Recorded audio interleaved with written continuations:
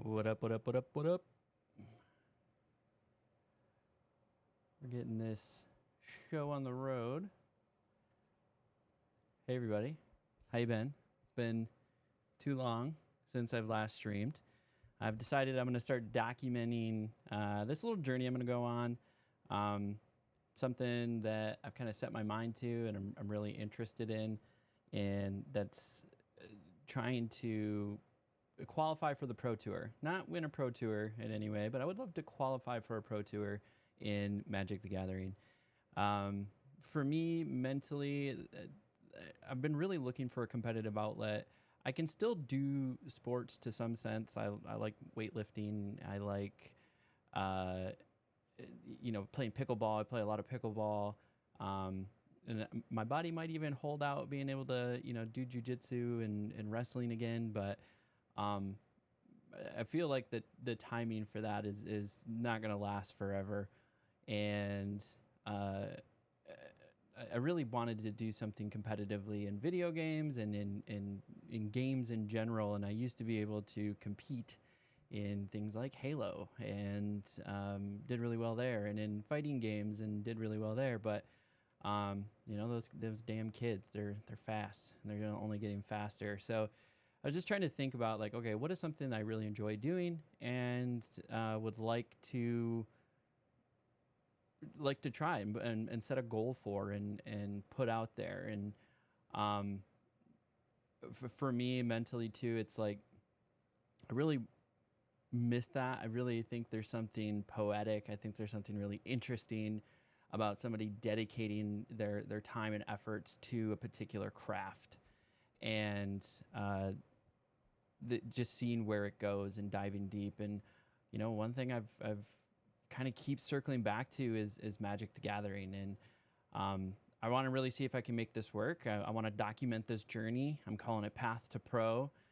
So this is going to be sort of one of my first entries into that.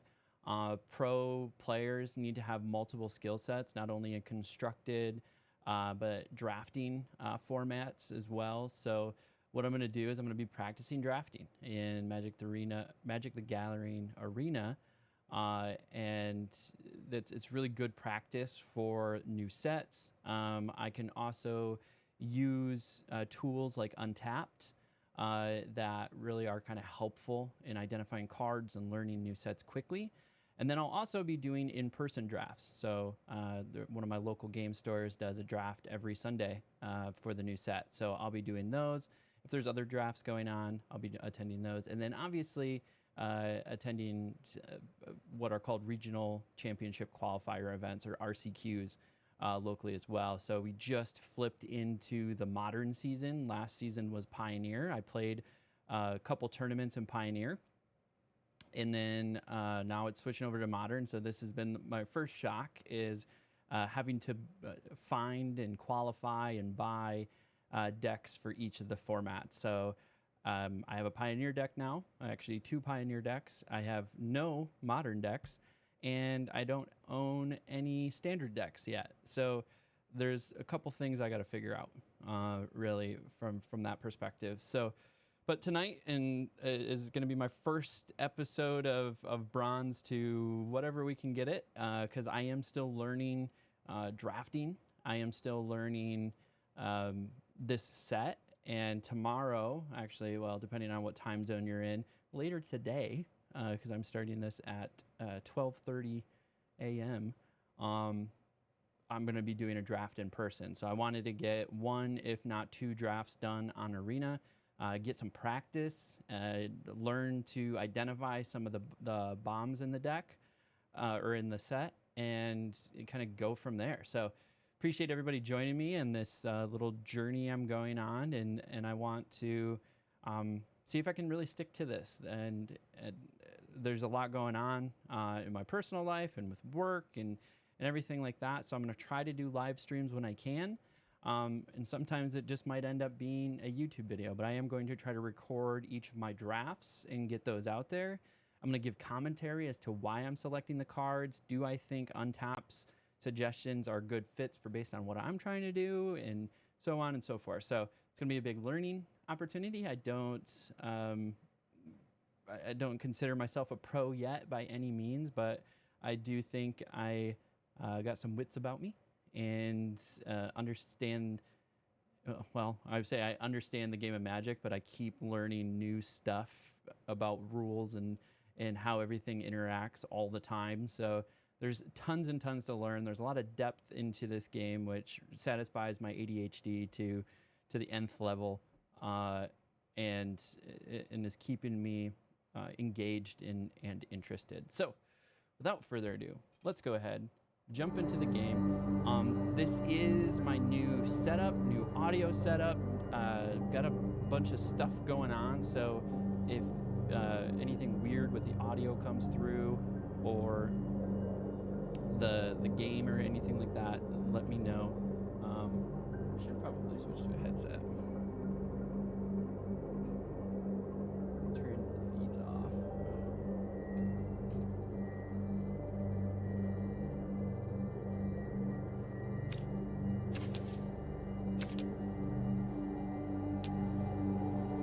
Okay, well, first things first, I'm not hearing audio of the game. So that's a great start. All right.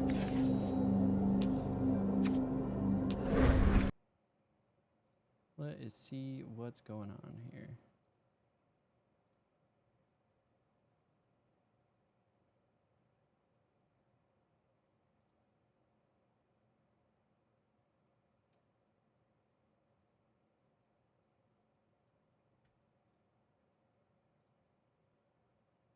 See if that changes some things.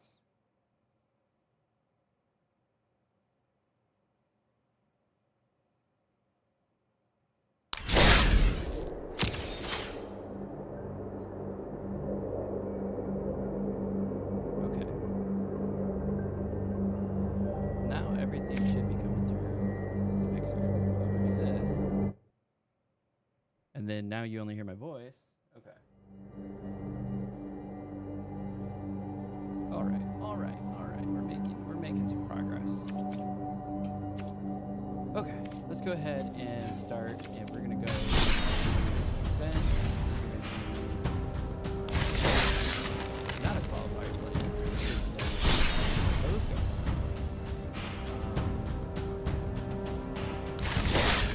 So I clicked start earlier, and I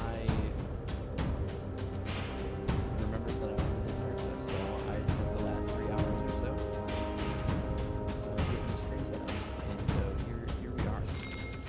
All right, let's jump into our first draft. So I've done a sealed Bloomburrow event at my local game store for like the pre-release event, but this will be my first draft. I'm going to be leaning heavily on Untapped and its suggestions, and go from there. So let's go ahead and start our draft. My goal is to kind of explain what I'm doing. We're going to keep in mind the concept of bread, so that stands for bombs, removals, evasion, aggression, duds, or dead cards. However you want to fill in the D, but the whole point of that is that it gives you a priority in your drafting targets. For me, I will say one of my biggest struggles with any new set, or even just looking at a card, is really understanding which ones are bombs, or like what makes it a bomb. I can definitely identify when there's value in a card, but why is something a bomb versus not a bomb, right? So this is why Untapped is really nice. Any of these red symbols are identifying some bombs for me in the set. So a couple good ones to look at. 49, this one's the biggest number on the board. So it has trample, and its power and toughness equal to the number of creatures I control. So it's a creature-heavy set. So we're going to tentatively pick that one. The next one here, this one has flash and flying, so it's got evasion, and it has that flash ability, so we can bring it in. When it enters, creature you control gains hexproof until, so it's got some protection, and again, kind of more evasion it comes in. Offspring 1, so only one additional cost, so a 4-cost card. This when it enters, target creature you control gets +1/+1 until end of turn. So for 3/4 mana, I get, and then another thing gets a 1/1, and we're gonna add to that a copy of that card. Hey, the last Blackbird, thanks for the follow. Appreciate you hanging out with us.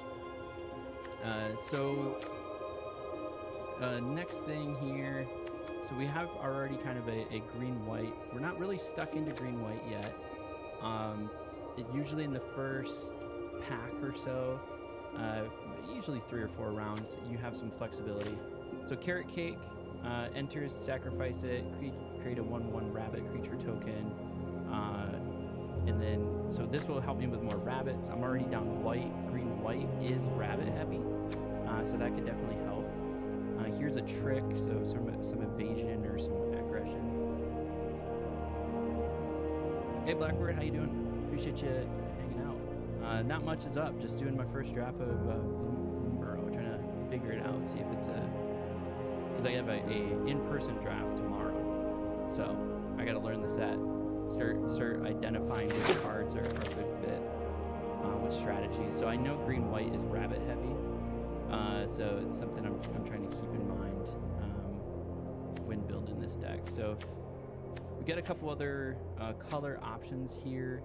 This is a good removal card at -2/-2. There's a lot of small creatures in this deck. I don't see anything that really lends into our plan very well of green-white. Potentially splashing in some blue, but this set, from what I understand, is really built around 2 colors, so I'm trying to stick with 2 colors if possible. So this is not my favorite card, but it has flying, it has vigilance, gain or lose life. I can get a +1/+0 until end of turn. So kind of fits the plan. If I was in person, I probably would have grabbed that rare card because I didn't have a lot of options. But this is helping our rabbit approach. So this was one of the bombs identified in the first pack. And this is what I was kind of talking about. It's for 4 mana. I am essentially getting a 5/4 because of the Offspring 1. It's going to give me another 1/1 version of this card. Actually, a 6/5 because I'm going to get this card twice. I'm going to be able to dole out 2 +1/+1s in addition to that. So that's pretty good value.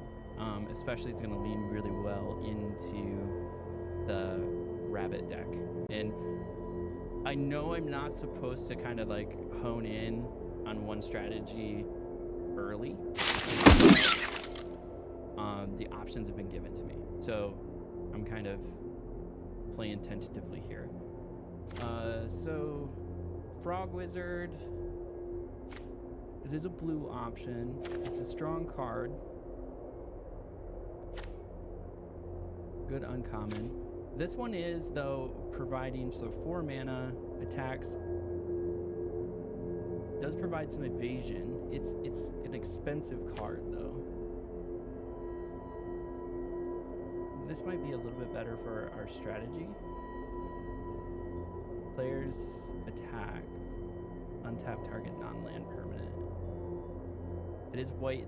It's a 3 mana 3/3, so it's not a ton of value.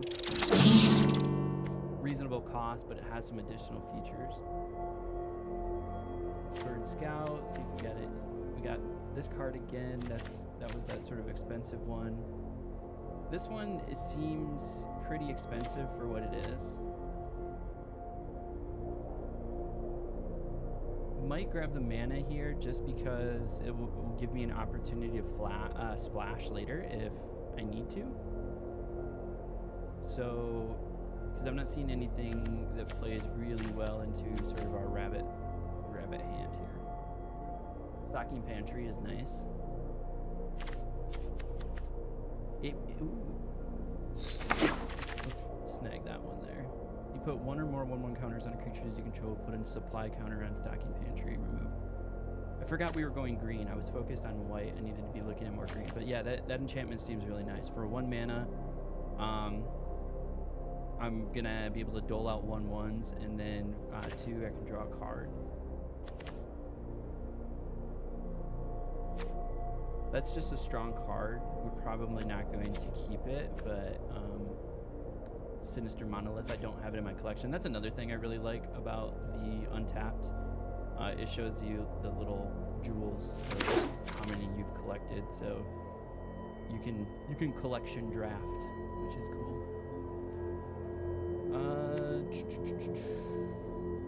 4 mana, 2/4. When you gain or lose life. Waxbane Witness, that's kind of expensive. We'll go ahead and snag it. I think that's what we're gonna grab. I don't love it. Reptilian Recruiter, decent card, kind of expensive. I even think Waxbane's expensive. So I'm not super stoked on it. There's another stocking pantry. I think I might grab this guy. It's good. I don't know if we're gonna go into blue at all. Same thing with this. Same thing with this. A lot of blue. A non-token bird you control enters. Create a 1/1 blue.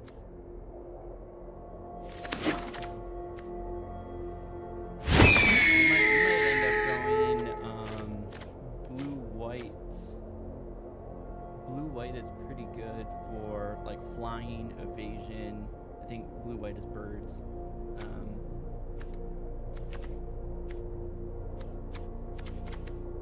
That's not a stellar pack at all.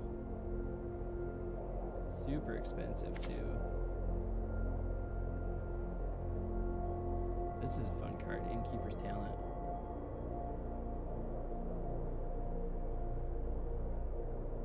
I think that keeps triggering too. Yeah, at the beginning of combat on your turn, put a 1/1 counter on target creature you control. So beginning of combat every turn, I'm putting 1/1. So that's making my stuff big. I like it. Innkeeper is nice for constant counters. Yeah, that's what I'm seeing here. I think somebody played it at sealed. Okay, Banishing Light, removal. We definitely need more removal. Don't have a ton of removal, and that fits into white. I think white's pretty set. Green might not be set, or maybe I go white, blue, and then splash some green. So I might need to start grabbing some mana fixing if I see it. But this removal fits into at least white, which I know I'm most likely sticking with.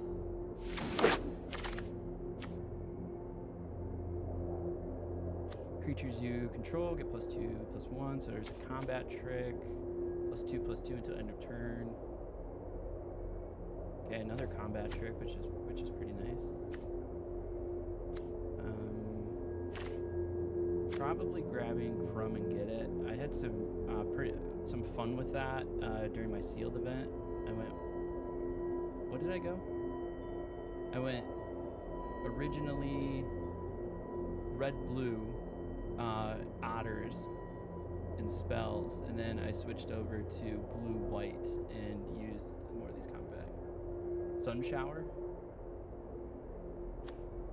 Sunshower Druid's okay. I definitely needed the combat trick. I'm a little low. So we definitely need some mana fixing, I think. So we're gonna grab Hidden Grotto.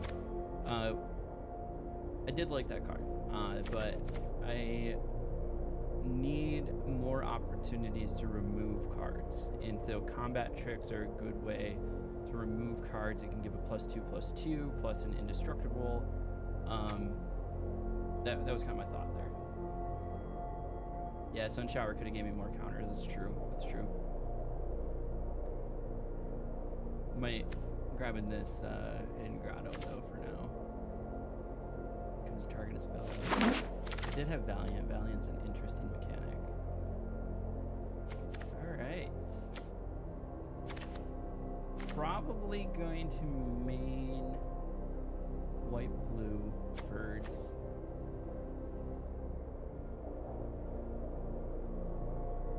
This is nice, but 4 mana is pretty expensive. Yeah, I have Plum Creed.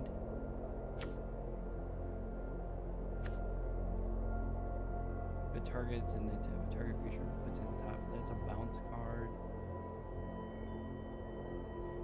Yeah, I think we're gonna go white-blue. What do we got here? Draw a card, then discard a card. Bird Scout, more flying. I think just baseline having flying as your like game plan is pretty nice because it's just built-in evasion, right? So you have to have things that don't have reach or have flying, then you're pulling ahead. Choose 2 target creatures controlled by different players. Return those creatures to their owner. That is a nice little bounce spell. Buy us some time. It's not a great removal. Or should I grab mana? I need some sort of removal, so we're going together.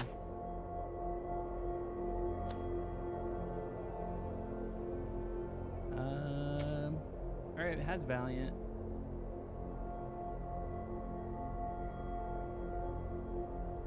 And also it's got some removal for artifacts or enchantments, so not but not terrible.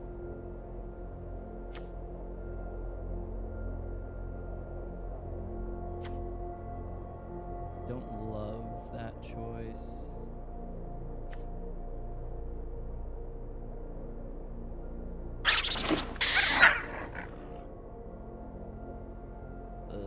Ugh. 2/4 with reach, not terrible.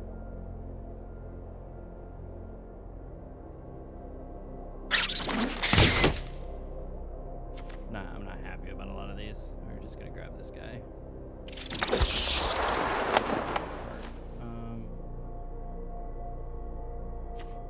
That's a good card. We'll just take it. Ooh, that's good. Okay. What do we have here? Another bounce spell.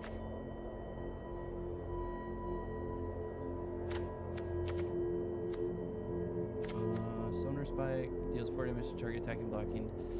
That's more removal. I think we might need to take that because I need some direct removal. Which is unfortunate because Lumrar, Bellow of the Woods. But wait, if we go in order of bombs, this is a bomb. Yeah. We have a few removals, but we don't have a lot of bombs. Oh, it's so expensive though. I'm gonna go with removal.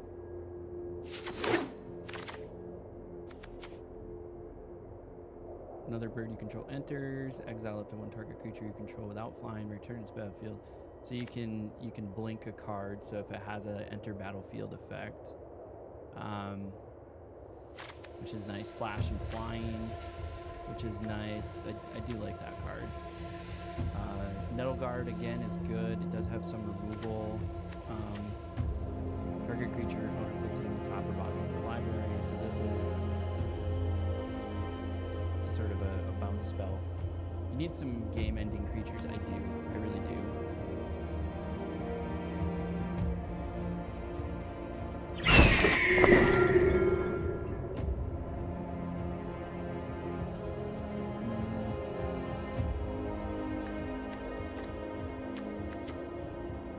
Yeah, I'm not seeing anything I love here.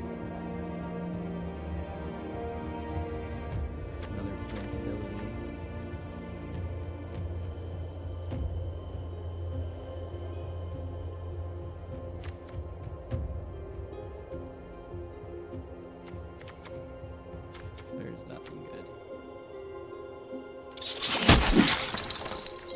I'm not feeling great about this.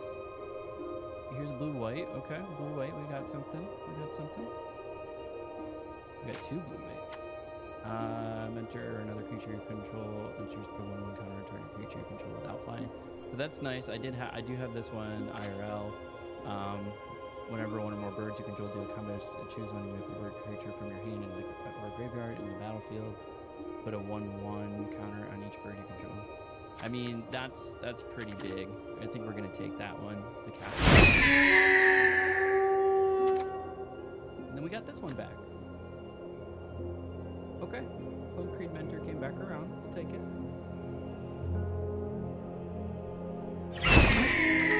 But it didn't come back around. I got another shot at it.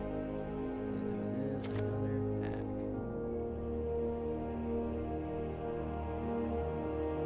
Those all other. So that's a way to like shut it down.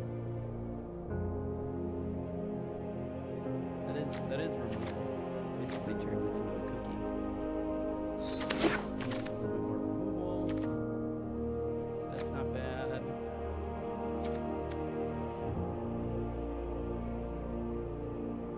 First strike and lifelink. First strike is pretty good in this format.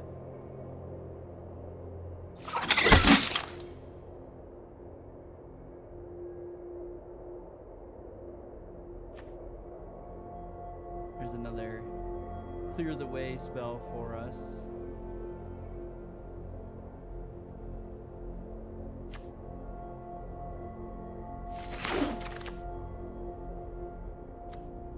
Another removal, we'll take it. Back cleric. Oh. I'm gonna have a lot of these metal.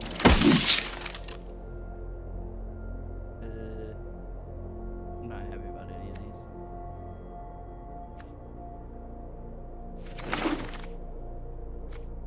Ooh. Nice one.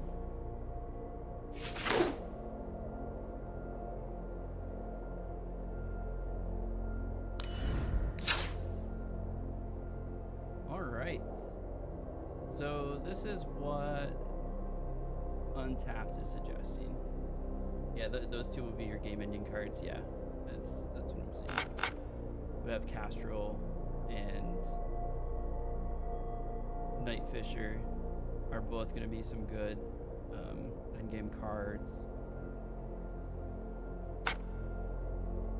Plum Creed Mentor is nice too.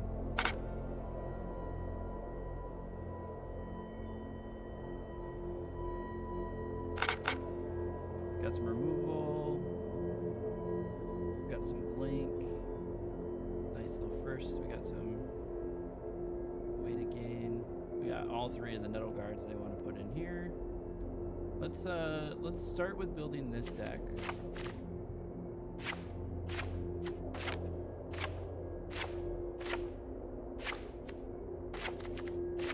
And see what it looks like.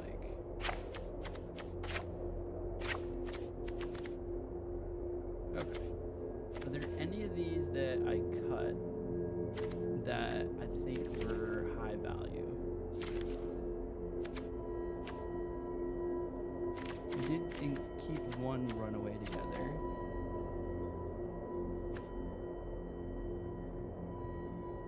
Put a 1/1 counter on Dot Sucker and draw a card. Activate only if 7 or more cards are in your graveyard and only once.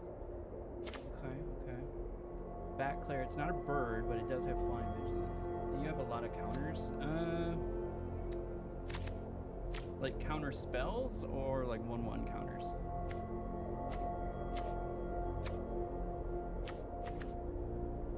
Because I don't think I have any counter spells. I do have one. I have Dazzling Denial. But in this build, I don't think there's a lot of...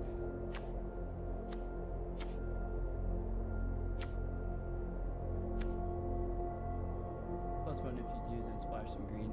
Yeah, I don't have a ton in the white. That's just a +1/+1. That's not a counter. This is going to be, I think the Plum Creed Mentor is like the only one that's generating counters in the Polluted Provisioner, but those are definitely endgame cards at 4 and 5 mana. Or that one's 3 mana and then 4 mana. And then this one is 5 mana. Or 5 mana and 5 mana. I wish I could count. I didn't have enough mana fixing. If I had more mana fixing, I think it would make sense to do splash some green. Because we have some decent 1/1 counter stuff going on with green. But I only got one hidden grotto. I think we let the draft get away from us a little bit. I think we probably needed to make some decisions a little bit earlier on. I went rabbits, and then I started to notice that rabbits were getting sucked up really fast. So we had to change game plan, and I think I changed game plan a little too slow. So that's going to be a good note for me, is to try to notice the trends faster to make a switch, because I think there was some opportunity to grab some more birds. So let's go ahead and see. We're going to dive into our first Bloomburrow draft, and we're going to see how this goes. Should win on its own with blue and white, since you do have birds. Yeah. Let's dive into it. Let's see how it goes.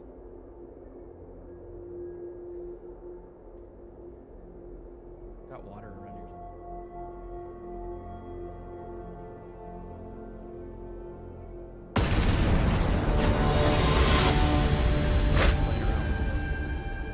Set up a desk behind me. Okay, so we can hide that for now. I mean, I don't hate it. It's maybe one more land than I would want, but I have a 2-drop and 2 3-drops, so I'm gonna keep it.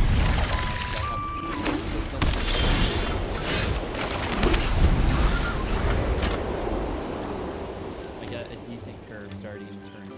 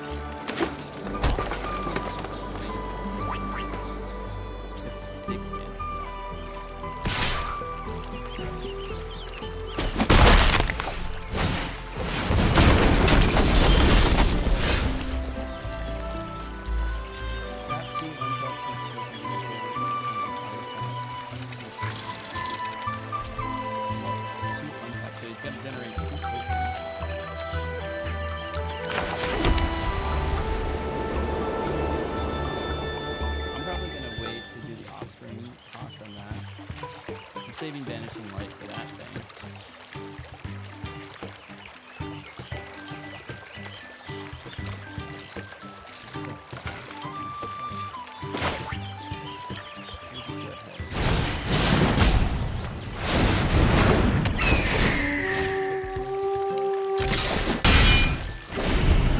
So now I can block unless he does some sort of a buff.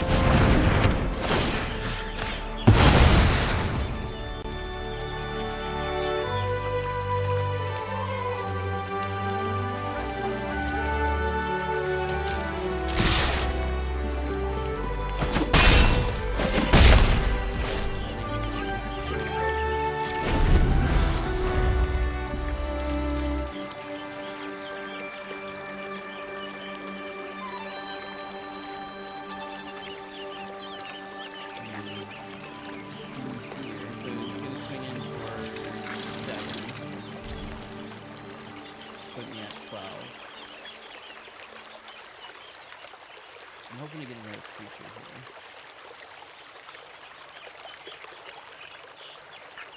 Need another creature.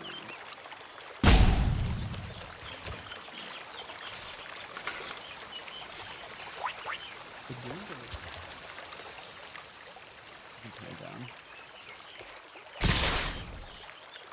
Okay, swing for 7. Yeah, swing for 7.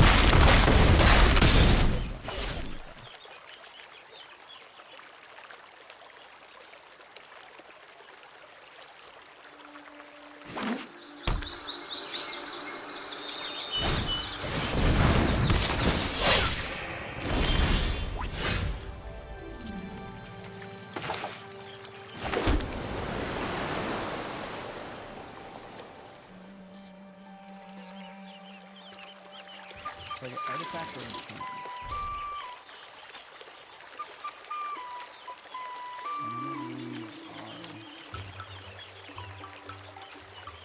Well, it's a 3/1, so at the very least I could sacrifice it.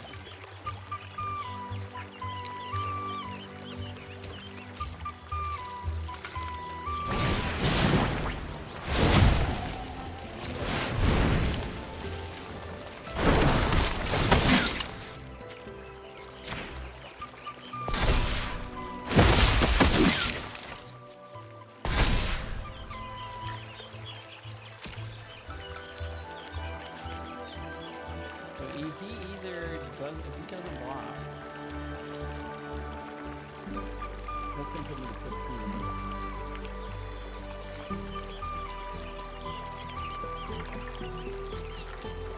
Tap 4, untap 1. He only has 3 tokens so far.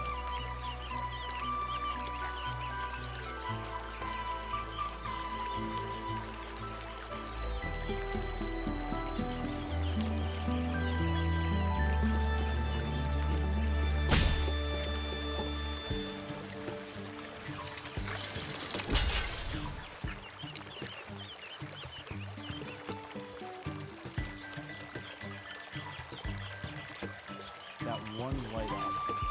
Is there anything in this set for one white?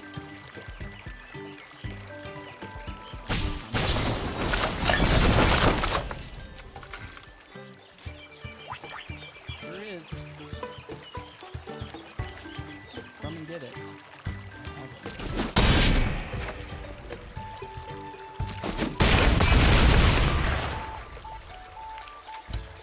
He'll end the turn.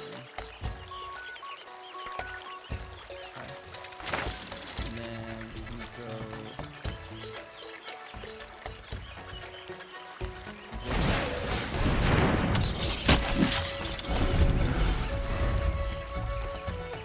This if it gets puts 3/1/1 counters on it.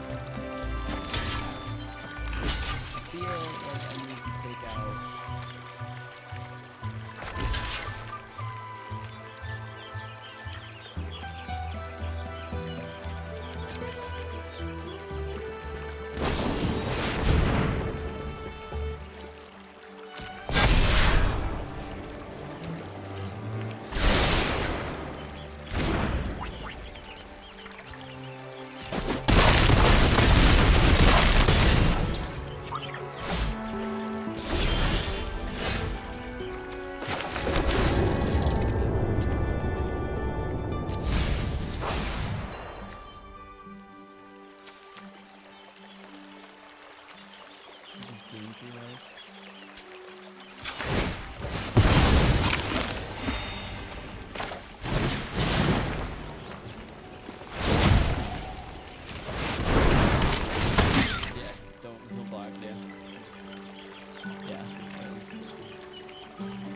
I was waiting for another combat to work.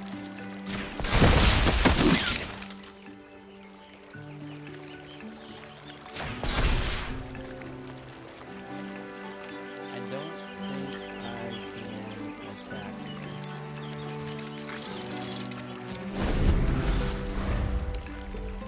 Did kill him.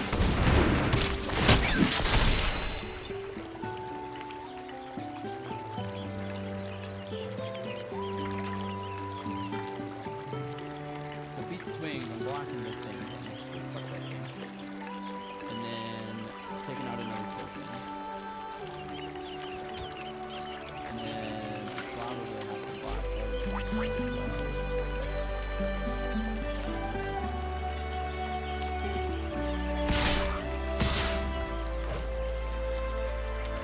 No combat tricks coming.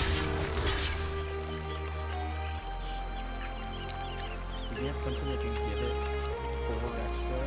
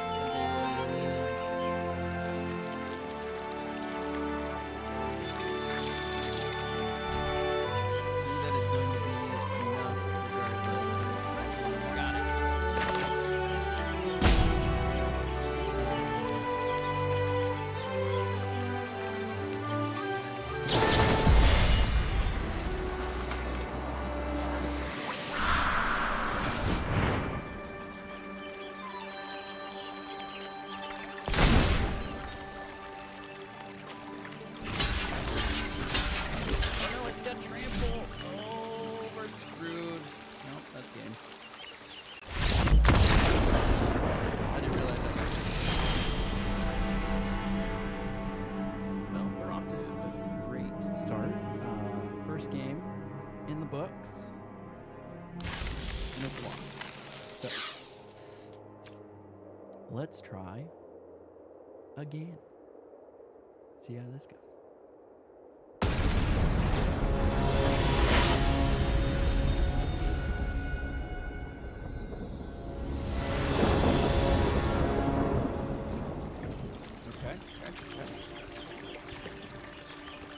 Don't have a blue, so I don't love that.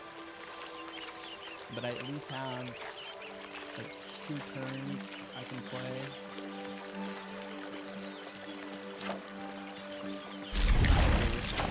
But I'm gonna keep it. Is there any like interaction with that?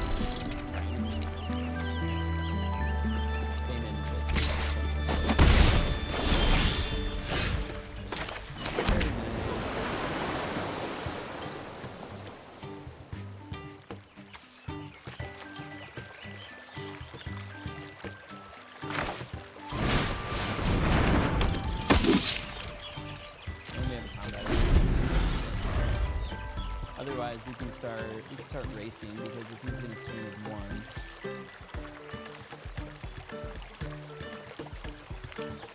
I'm gonna swing with 3.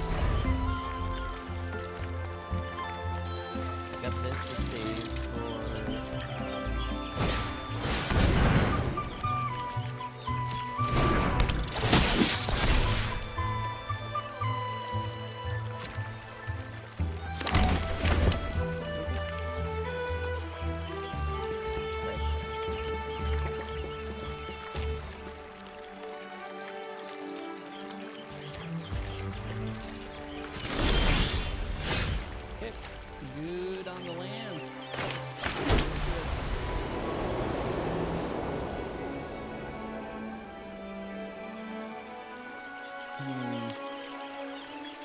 Oh, actually I can do that.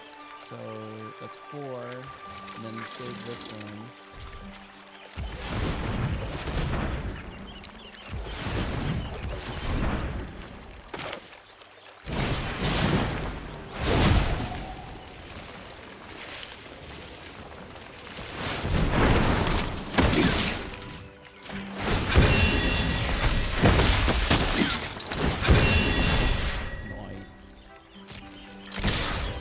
Both of those bad boys.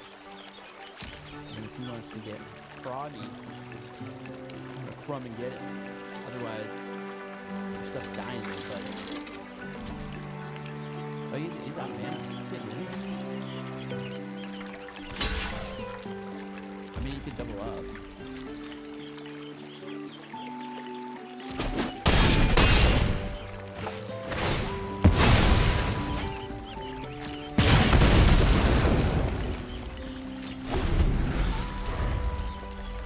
This thing is probably gonna attack it.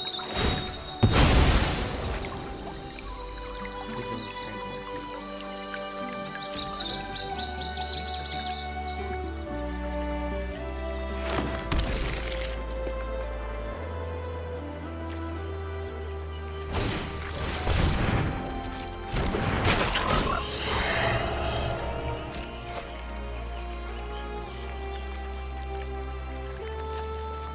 One more draw card.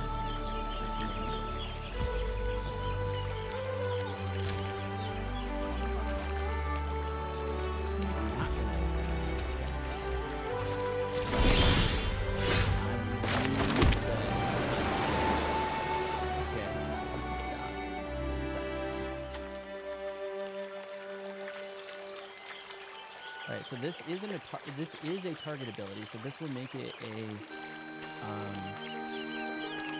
3/3. And then I can make it a 5 even if you hold this.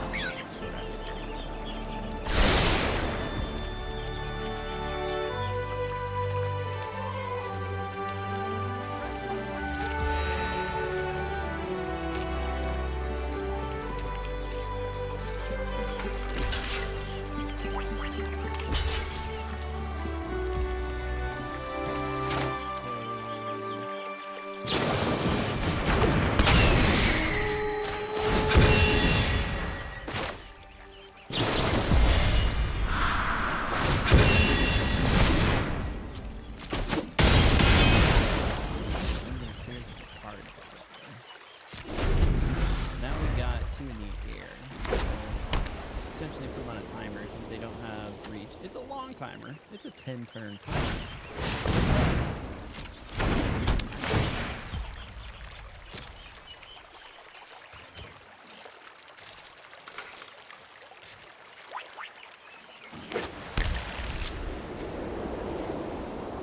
Right, when it enters and when you sacrifice it, you may switch your library for a basic land card put into your attack.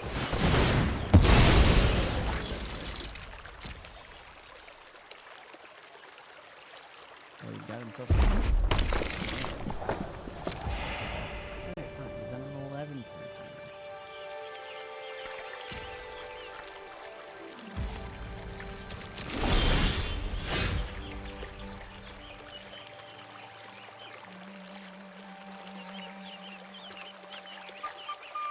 I think I'm gonna save that just to bluff something.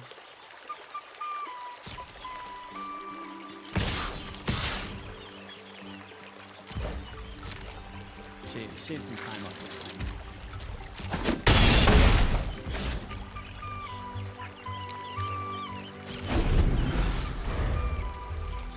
Shaving some time off of this planet.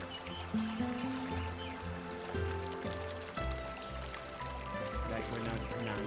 1 turn.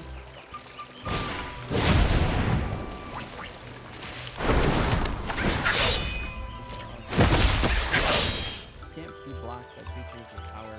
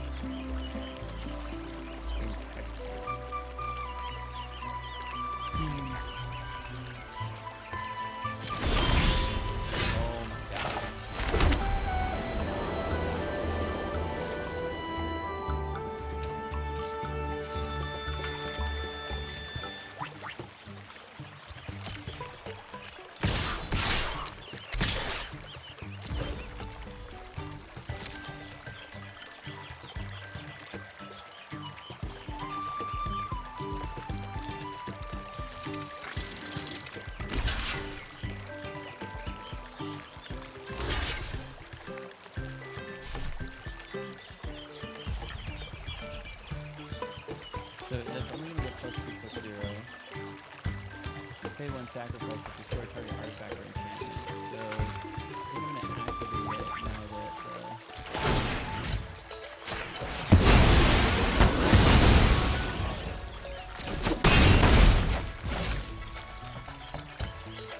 I mean, it's a smart thing to do. I got rid of that speaker dagger. So now he's on a 6-turn clock.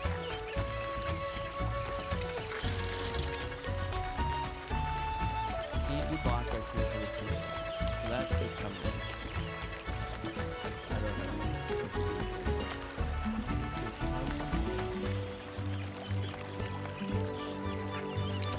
Hey, not Christine. Thanks for the follow. Not much. Just doing my first draft in Bloomburrow. So I got an in-person draft tomorrow.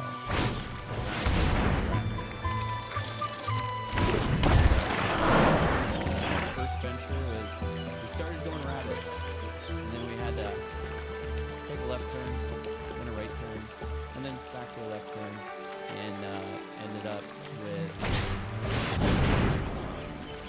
blue-white birds, I think is what we ended up.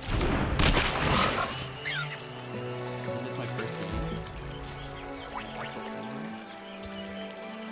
No, this is my second game in the draft. I lost my first game. I'm assuming that's what you're asking. What? Why is that 10? Enters until end of turn, target creatures control from vigilance plus a plus. That's just forever.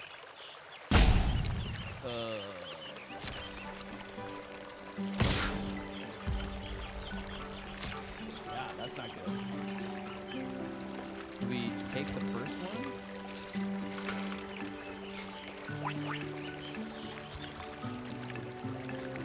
I feel like I'll take the first one.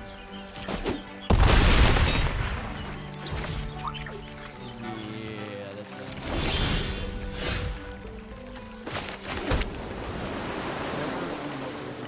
Combat damage to a player, choose one. You may put a bird creature from your hand or graveyard into the battlefield. Okay. Put a 1/1 counter on the bird you control or draw a card. That's a bird, right?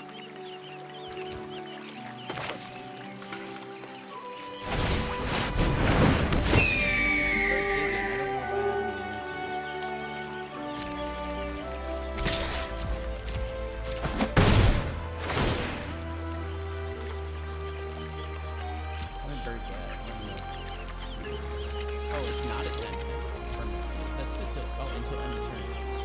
Reading is a fundamental skill. +1/+1 on birds. Or do I draw a card?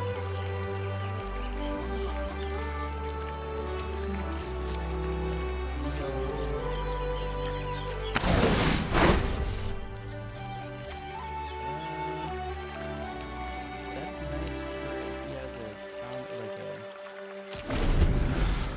I'm seeing something crazy here.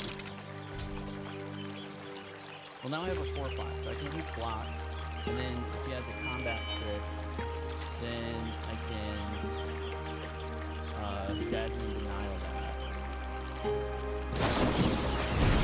Target creature gains control until end of turn, +1/+0 until end of turn. Draw a card. I don't know if I used it. Target creature gains control gets my and trample.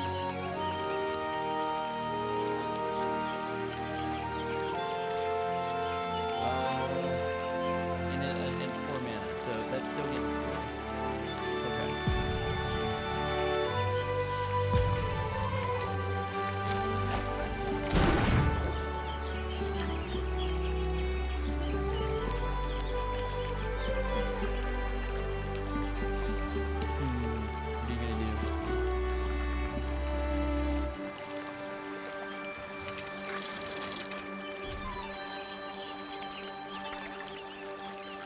This thing is a thing.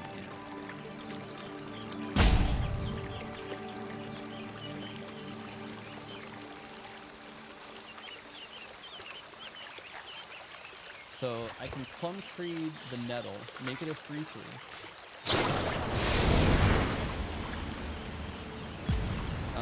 Target player draws 2 cards.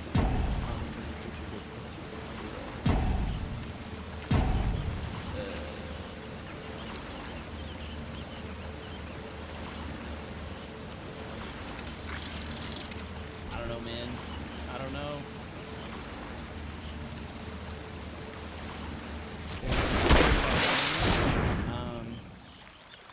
This isn't hard to play. This is actually probably the easiest way to get into Magic, is Arena, in my opinion. It's free-to-play model. You get coins, currency in the game that you can use to buy packs. It's obviously much slower to like build the decks that you want to build, unless you spend money. But it's to the battlefield.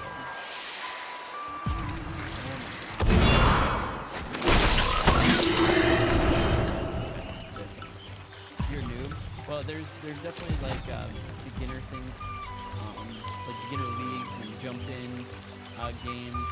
So there's definitely some ways to get introduced to the game, but there's basically no sweat off your back to try it, because it's a free-play game. You don't have to buy anything.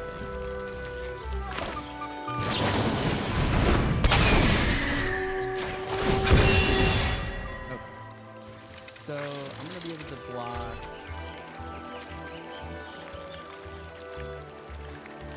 All but one of that, and then block that, and then block that. Okay. So we're double blocking this. I'm taking out one of these tokens.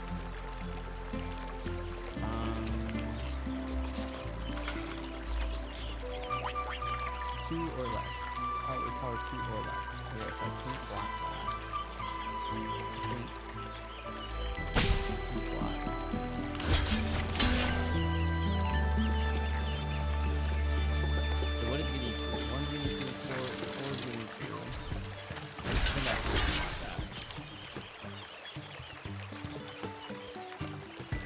I don't think this is going to end well for me. Yeah. Probably.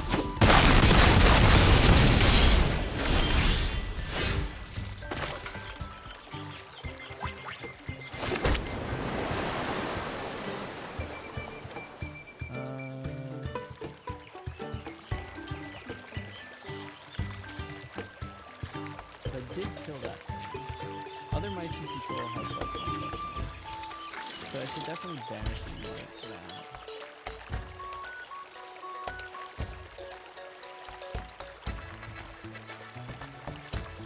Okay, let's see this.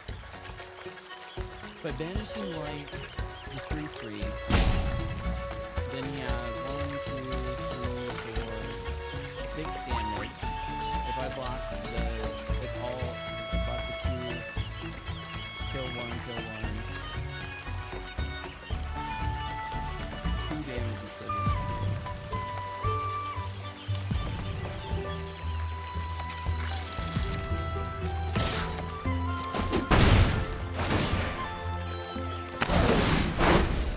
did not help.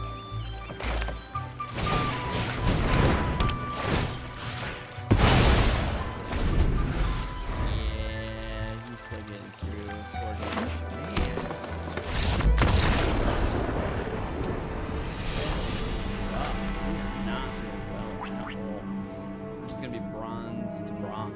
That's this journey.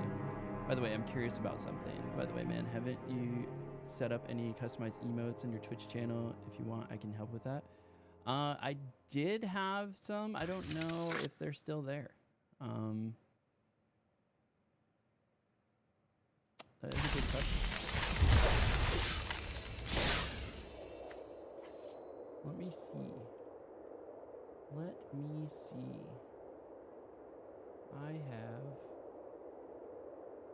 I did have emotes.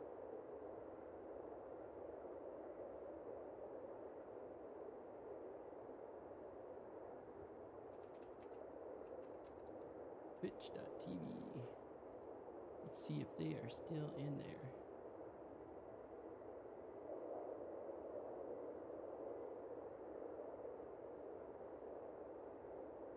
Alerts. Where are they?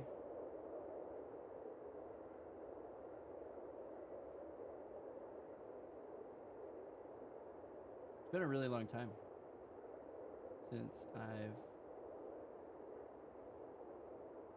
streamed. Where did they hide the emotes?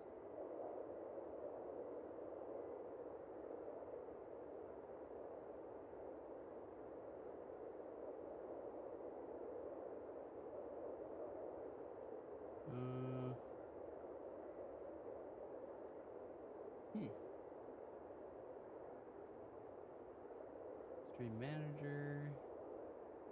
It's not going to be stream manager, is it?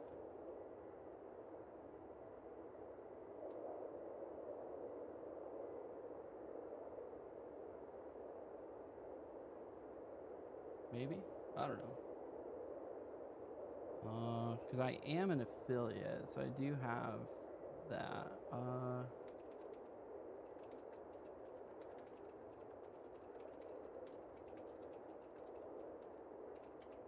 Let's see.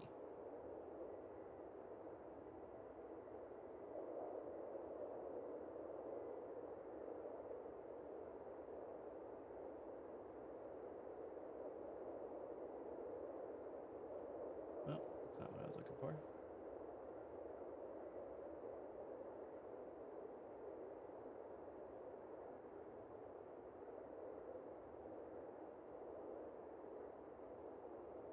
Yeah, I had a set of them made.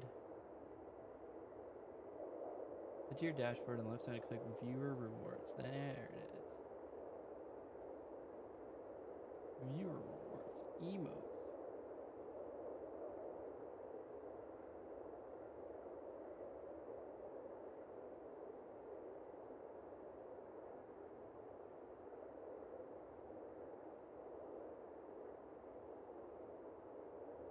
Oh, they changed my name for my emotes. That's why. That's why. So it used to be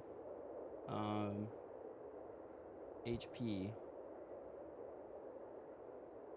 things, and then now it's they made it MP for some reason. But yeah. We have emotes.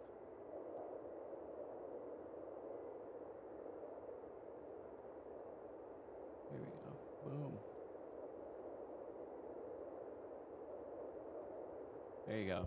Those are the emotes that we have currently. All right. So this first draft is not going well.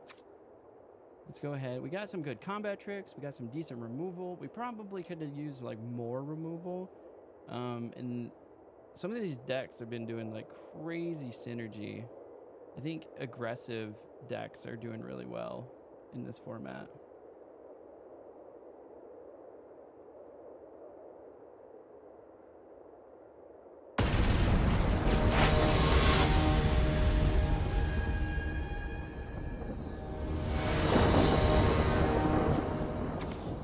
Okay, we have access to both mana. Everything's expensive in my hand.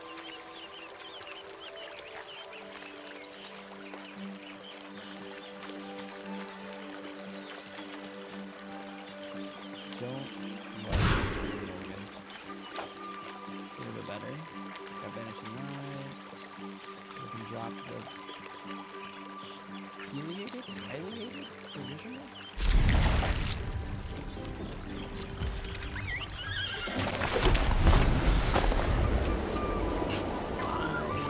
I'm not super excited about this.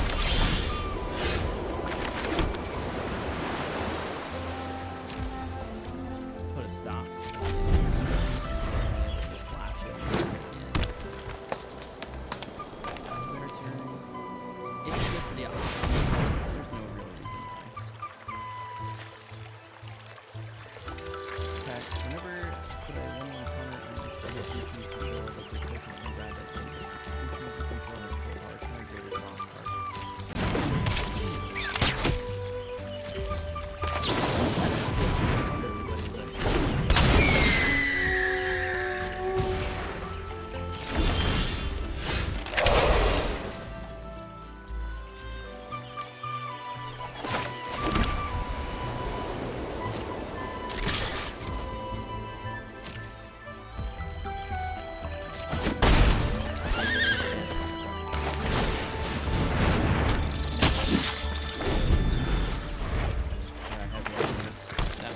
gets like very quickly racially infused when it.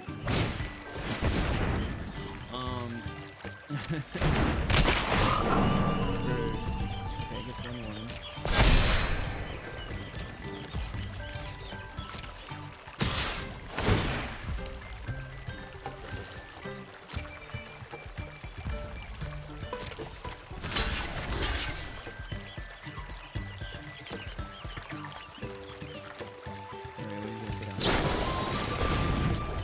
Then I'm gonna go.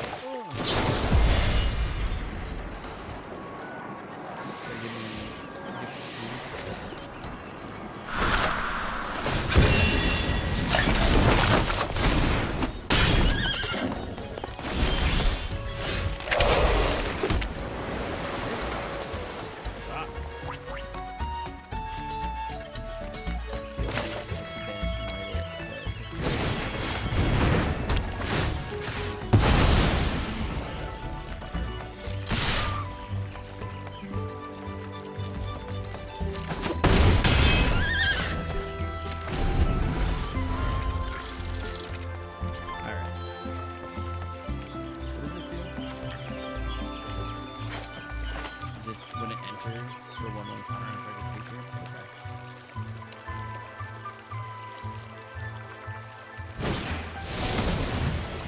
Each target creature you control, each target creature you don't control for 1/1 counter on target creature.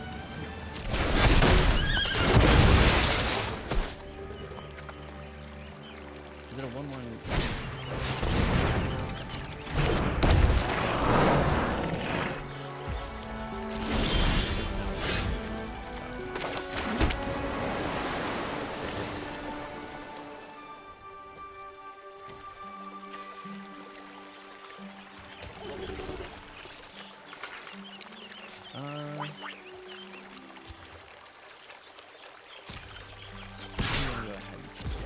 I'm gonna take out one of his cards.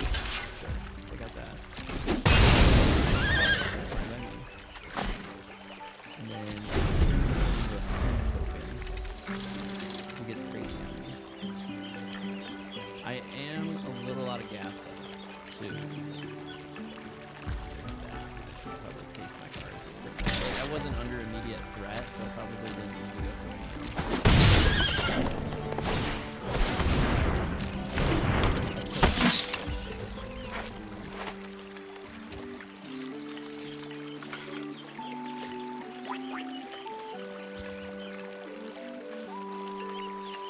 Damn it. I'm gonna get that card back. Okay.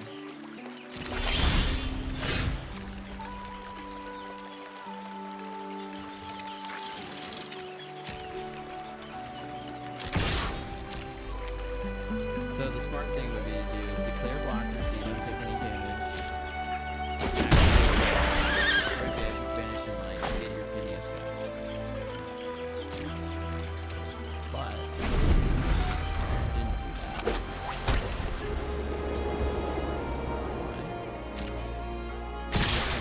didn't do that. I mean, I'm saving shit.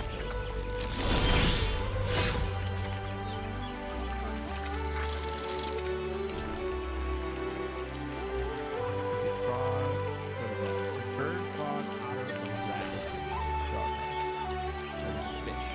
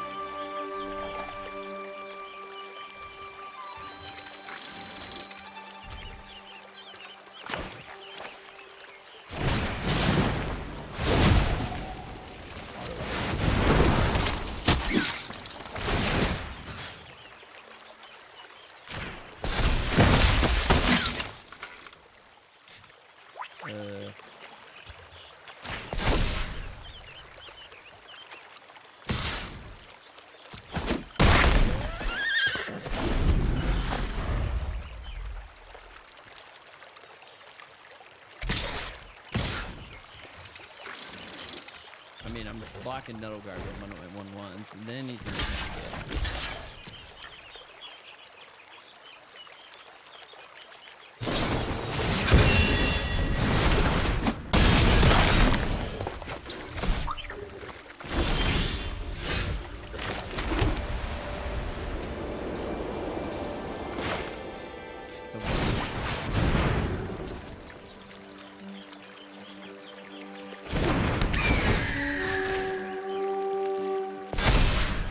Another creature control flying into it. I probably should use Sugarcoat. That's gonna be a menace.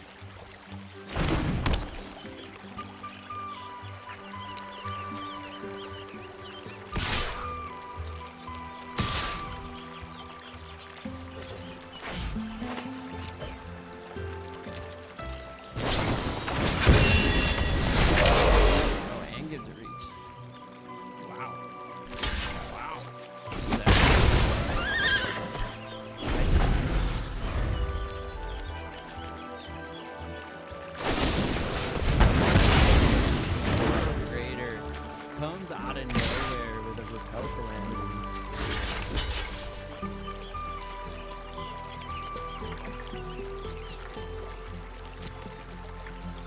You got another combat trick?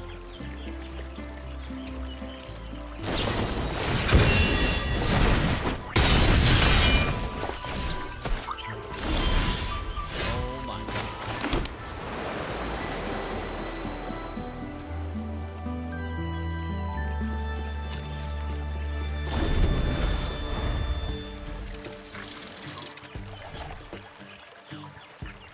This is a terrible draft.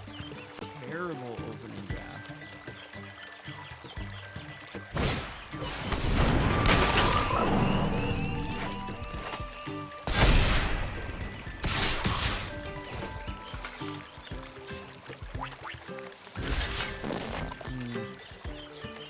It's like I have to block it.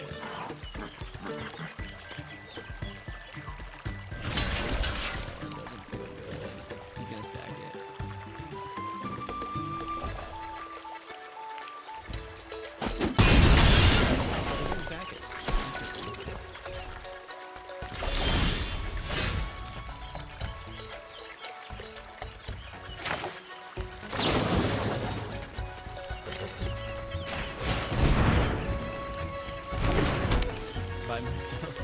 By myself 4 turns.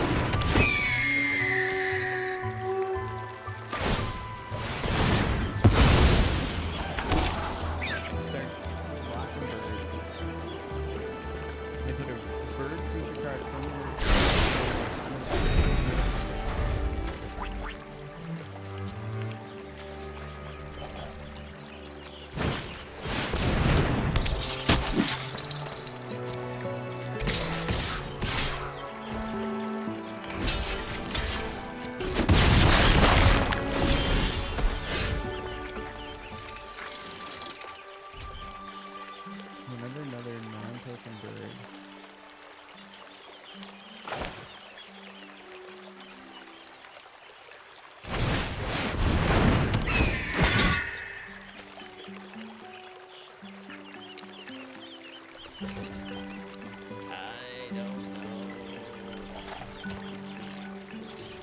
I don't think there's anything I can do.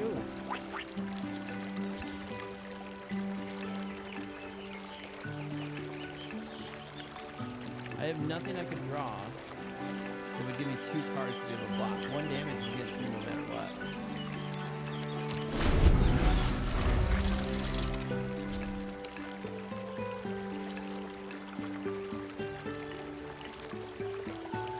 Unless he doesn't swing.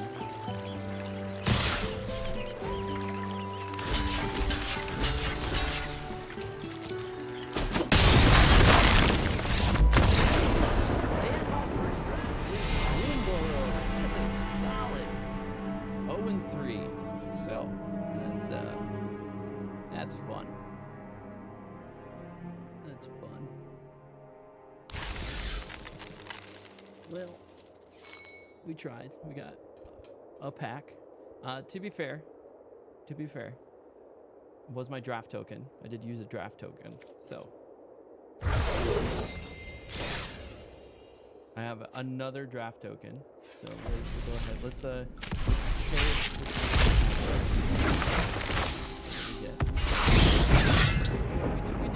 we did get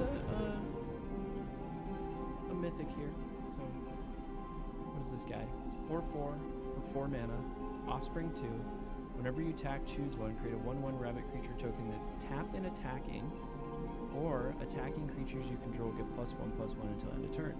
That is pretty good. That is a pretty good card. And then if you have 2 of those, this art on the Warren War Leader Rabbit Knight token is probably one of the cutest things I've seen. I don't know what that is, but it's adorable. Alright, so that was fun. Let's go ahead. It's a little late, but I think maybe I should do one more. I'm feeling like I should do one more. It's not a good showing. So round 2, game 2, I should probably put a little counter here as to how many games I've done.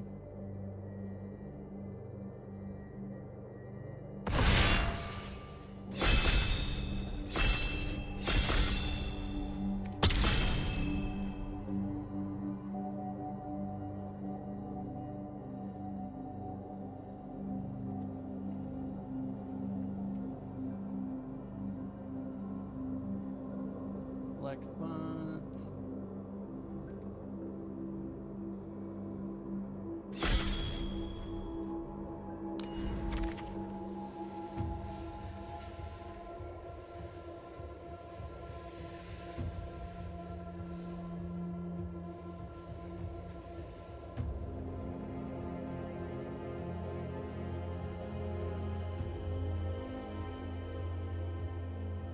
There we go. We're on game 2. All right, let's see what we got here in this pack. Pumpcreed Mentor. That's a really solid card. If it enters, anything that flying enters gets a +1/+1 counter. What else do we have in here? Enters until end of turn, target creature. So this is huge. This one did really well for us. But I think we're gonna go Pumpcreed Mentor. We might be end up being birds again. Maybe. Don't lock ourselves in too early. Could always do lizards. If an opponent lost life this turn, I could add 2 mana. We don't have any real bombs here. We could snag a rabbit. Potentially go for a rabbit play here.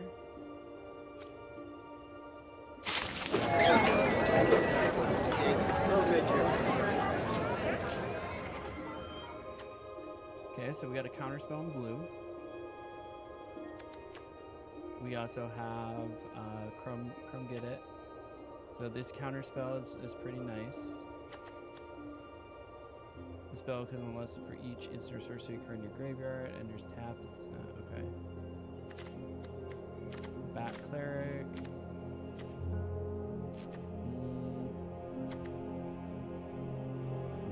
There is nice removal there.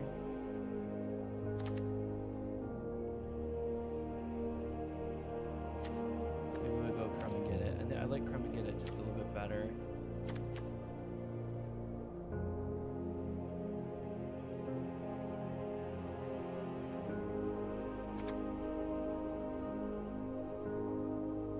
Maybe we should try rats.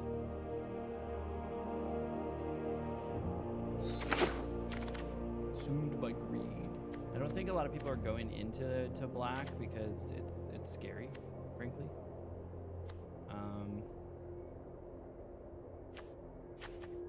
Because it's all about like graveyard. Unless they discard a non-land card. Okay.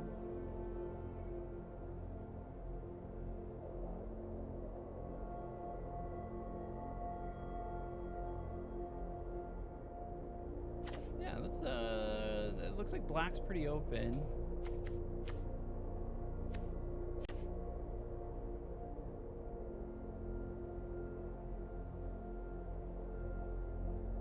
Or if you've sacrificed food.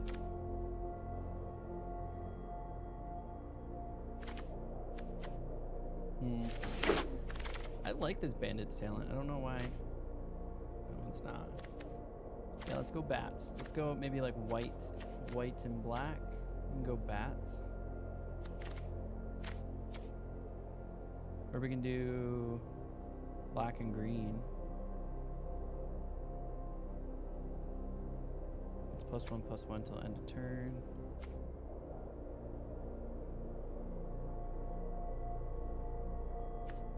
All right, we're gonna grab Baker's.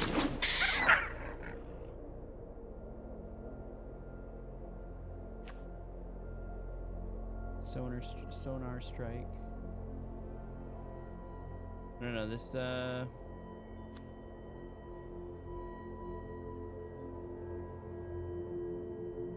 pretty open still.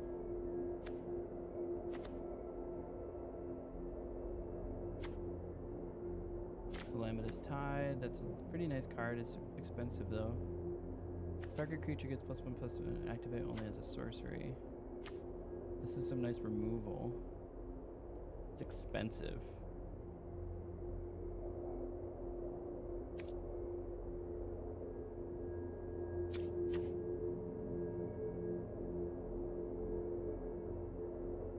There's grabbing some land. Death Touch. We got bats again. We might do bats. I think we might be doing bats here.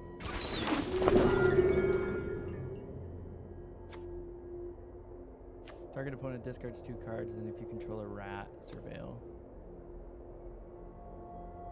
This creature enters, target opponent loses 3 life unless they sacrifice a non-land permanent. That is actually pretty good.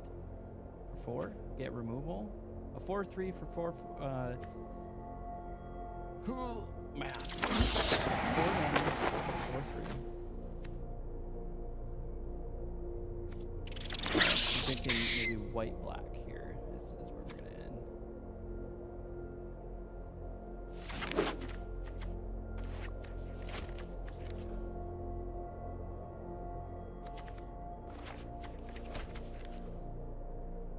It's kind of looking like that. We can do bats. White, black, bats, and rats.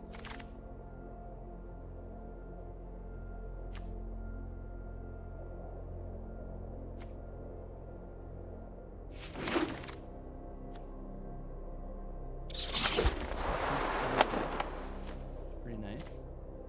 All right, this is we're kind of stuck in here a little bit. We gotta deal with it.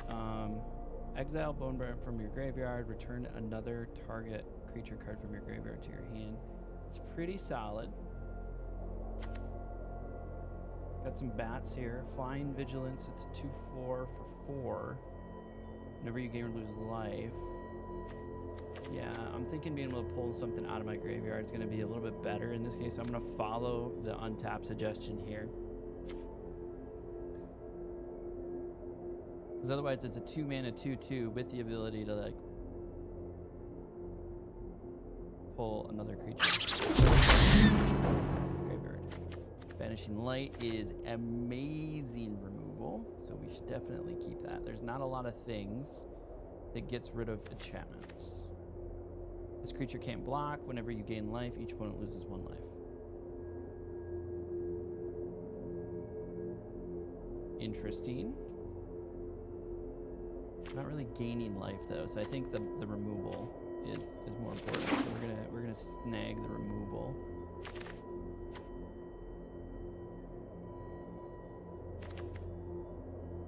This card absolutely wrecked me. I was playing in person, and my opponent had this card. They got it down early, and I probably lost 11 life from that because I had no way to remove it. So I'm definitely taking Sinister Monolith. I don't see anything else here.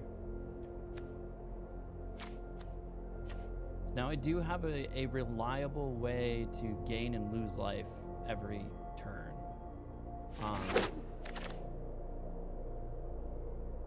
So that is something to keep in mind. Come and Get It is just amazing. Having a 1 mana trick that can also make your stuff indestructible, that's giving you removal for the gift of a food. Not terrible. Not terrible at all. And for it to be a common is pretty sweet. Okay, we'll take Come and Get It. I think going black was a good choice here. What do we got? We got another Bonebind Orator. That again is just a 2 mana 2/2, but gives me the ability to pull something out of my graveyard.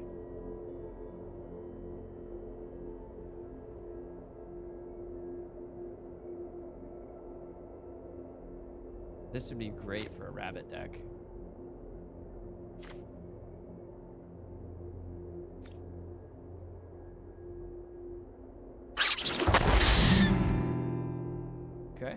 Okay. This thing, I'm not making tokens though.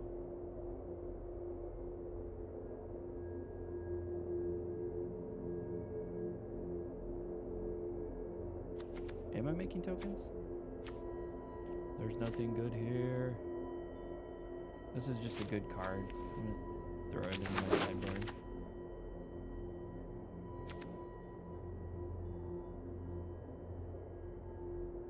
Thornplate Intimidator, 4 mana, 4/3, and they have to sacrifice a card. So it plays into our game plan here.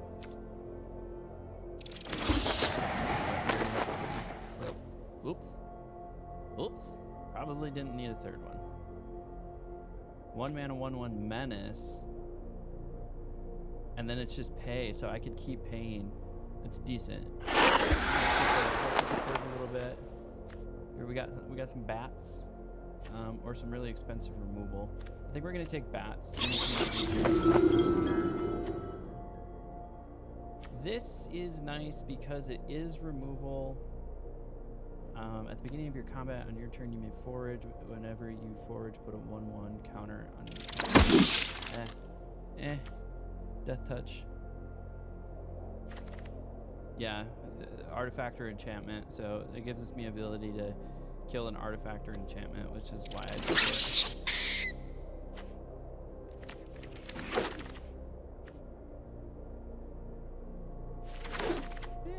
Nothing special. Okay, do we have any bombs in here? Not really. What does this guy do? Gift a card, return target creature from your graveyard to the battlefield, then if the gift was promised and that creature isn't legendary, create a token that's a copy of that creature except it's a 1/1. Gift a card. Interesting.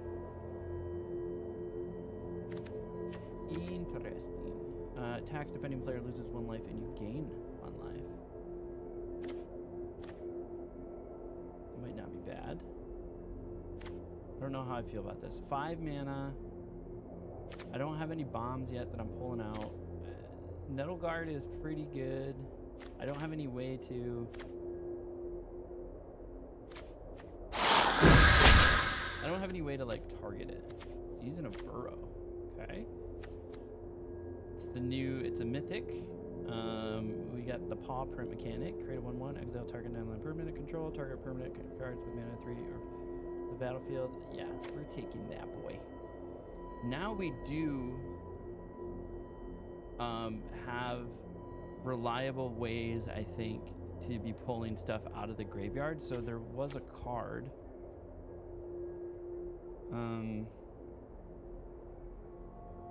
I forget what it was. There was like, if you pull 3 or more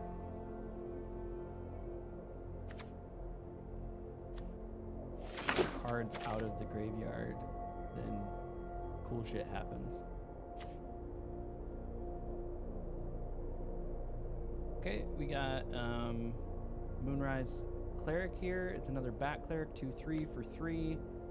Our other option is the rabbit citizen. Target creature, and then draw a card if this is the second time this ability. So it's again really good for rabbits. I don't have a lot of rabbit generation. That's a good way to get cards.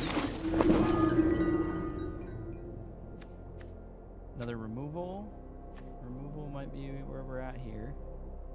Flash and Valiant, Mouse Trapper. Target a spell or ability, so it's just a flash 3/2 for 3. This is a 2 mana removal. And then I gain 3 light if I control a bat. So I think we're taking the removal. Okay. Destroy target creature. If the gift wasn't promised, you lose 2 life. Alright, so this is some nice removal.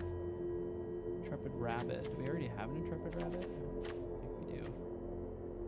This is just an all-around good card, but I think the removal's important. We really suffered on removal last time. More removal.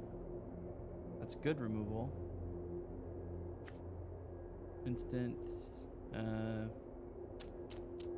1 less to cast for each lizard I control. So I'm not really going heavy lizards, but we might be pretty close to good on removal.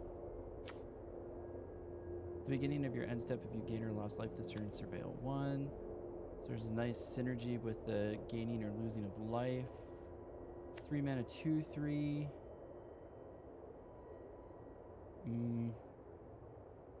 I think that's still our best. Yep, taking more bats. Nothing else. What's just like the best card here? We'll just take this guy because it goes to our collection. Dazzling Denial. Got some rats.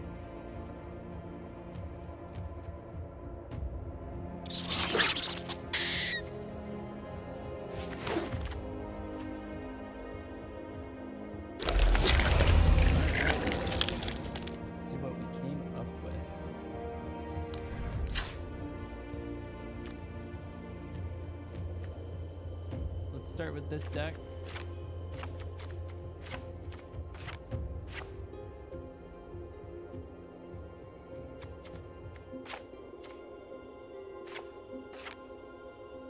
All right, we're getting rid of all of those. Non-land permanent or discard a card. Why are we getting rid of those?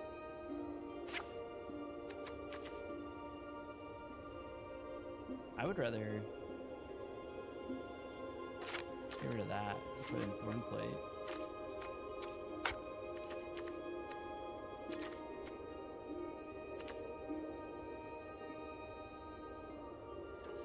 Yeah.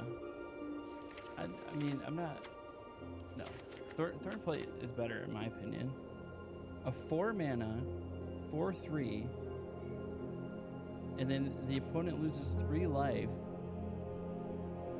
unless they sacrifice. And so if I manage to pay 7 for that, they lose 6 life or have to remove a card off the field. I don't know. I feel like that's better.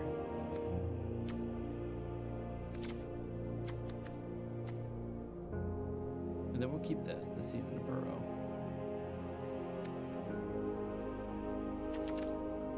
Yeah. What we're gonna do. All right. We are into game number 2, draft number 2. Maybe we should move this somewhere. Yeah, we'll put it in the corner of my screen so it's not in the way of anything. Game 2.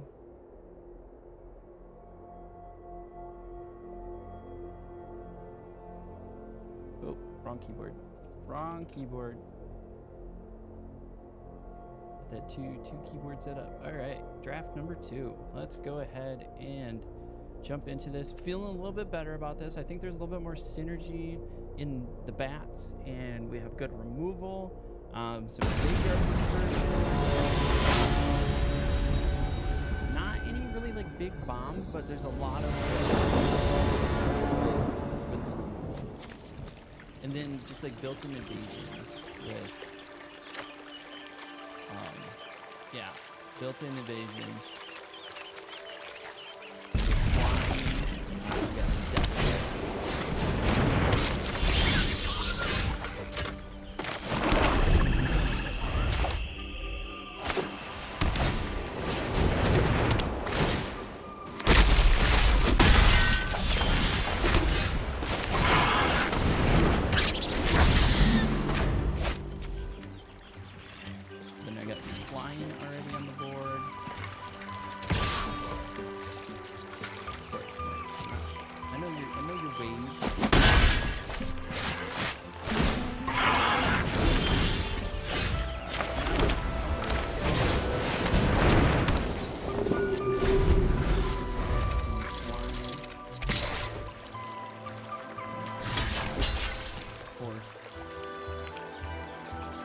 The crumble and cookie or whatever it's called.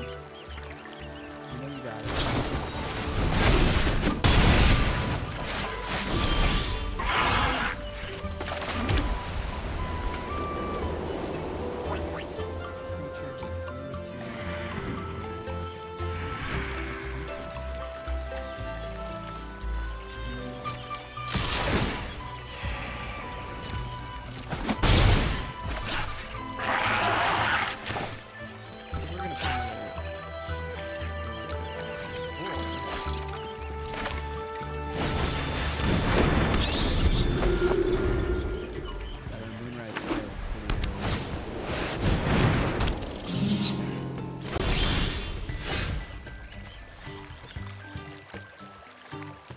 So this is the Thorn Plate Intimidator that we were talking about. The target keeps you between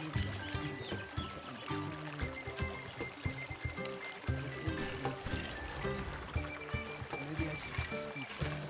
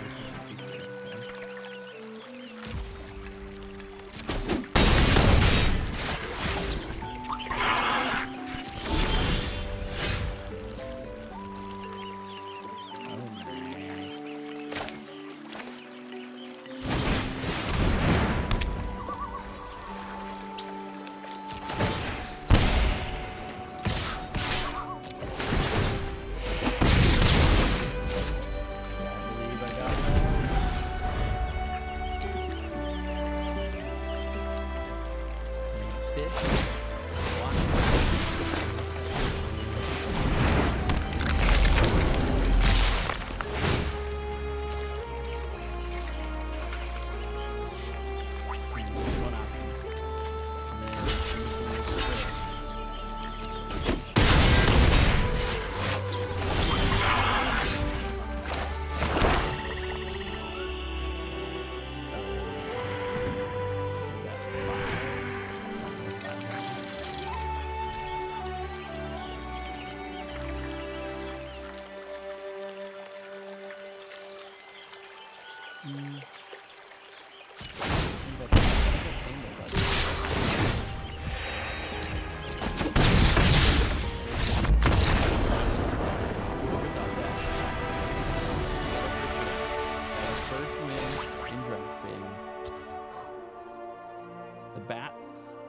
Looking for that graveyard recursion, so it's a little different. It's a little, you gotta change your mindset a little bit. I think my mindset immediately goes to, like, I know how to play aggressive with creatures. Play creatures, buff creatures, protect creatures, attack.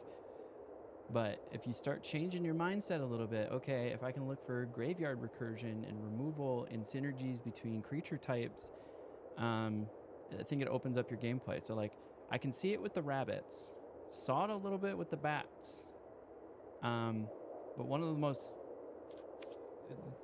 that one's really interesting. And then there's like the red blue,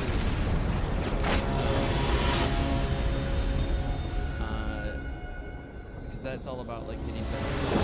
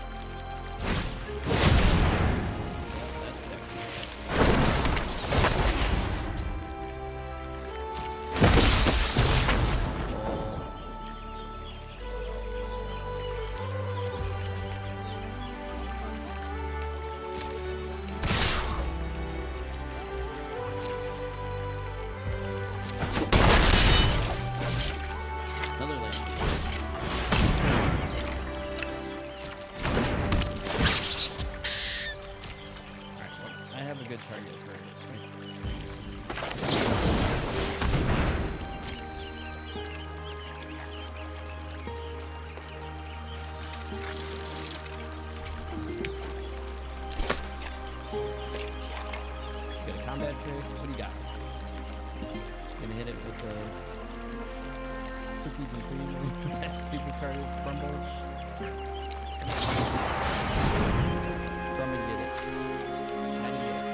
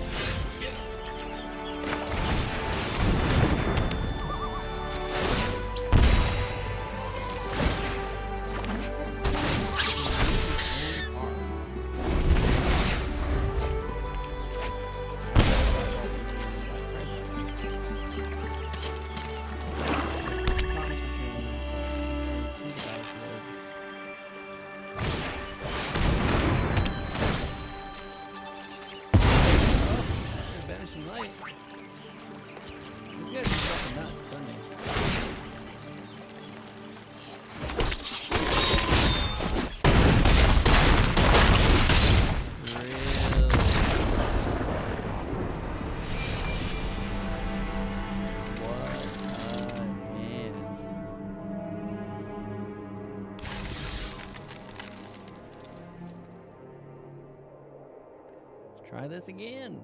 How about we do it again?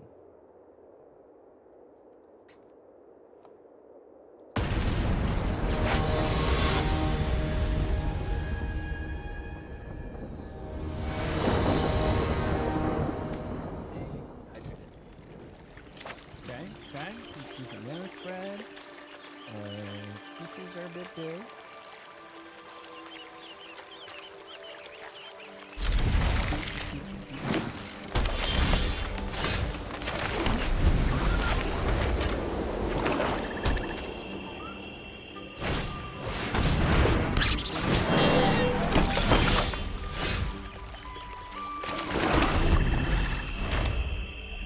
Cards are a little expensive in my hand.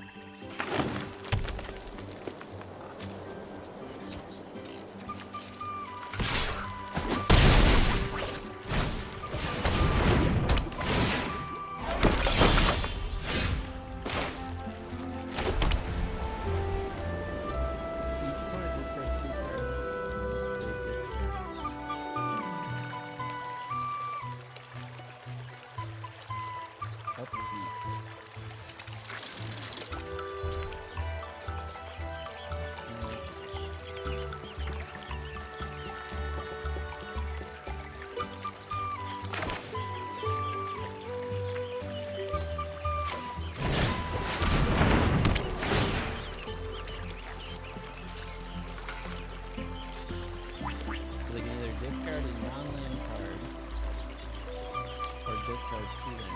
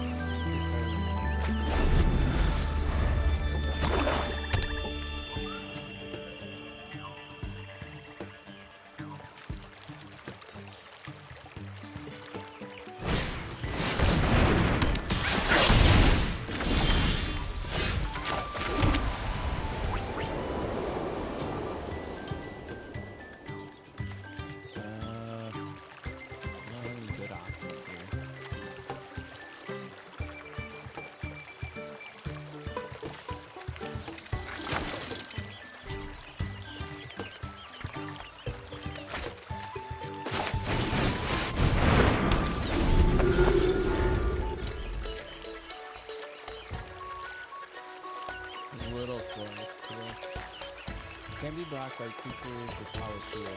Okay.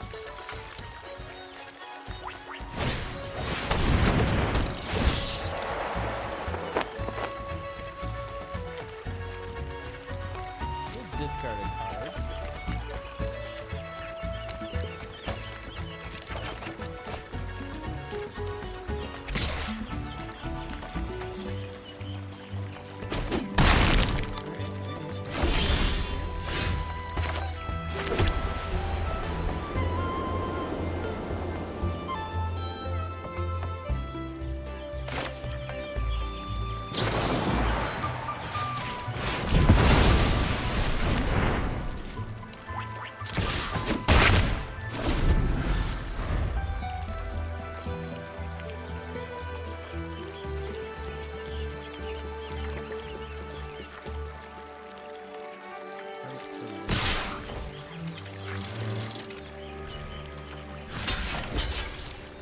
get a combat trick.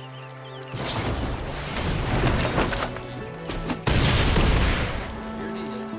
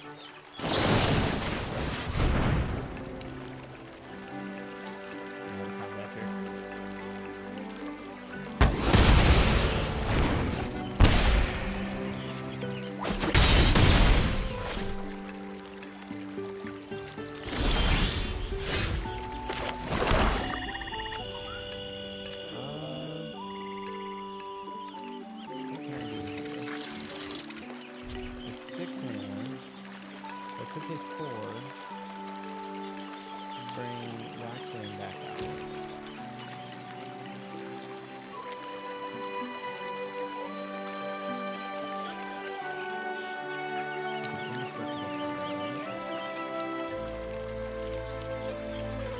There's 5.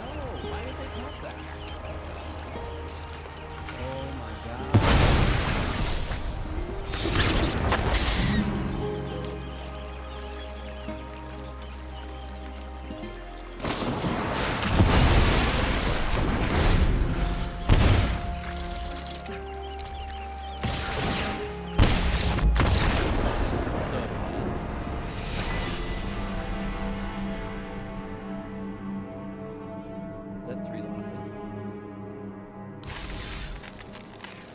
2 losses.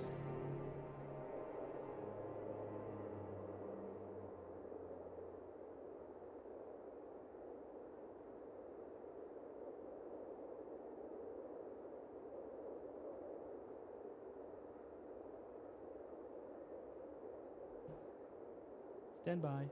Might need to take a quick break.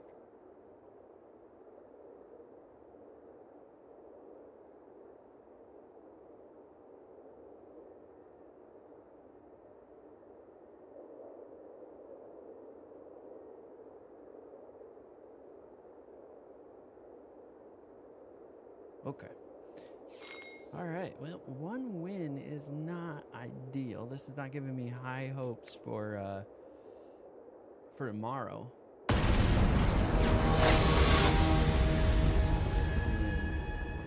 An in-person LGS. Okay, that's it, Mr. Monolith.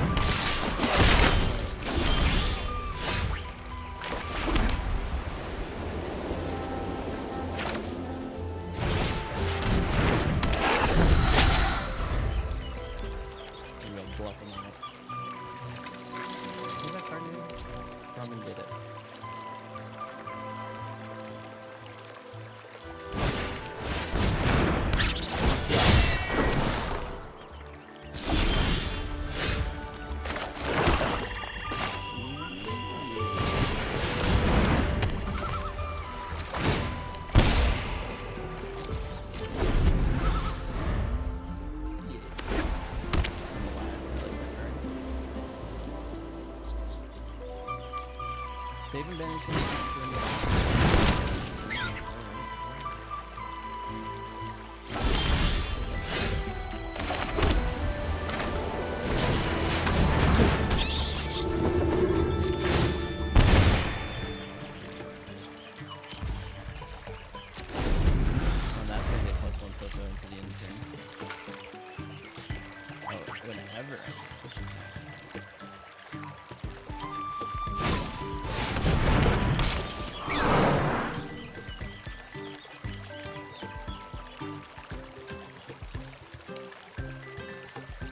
Attack target.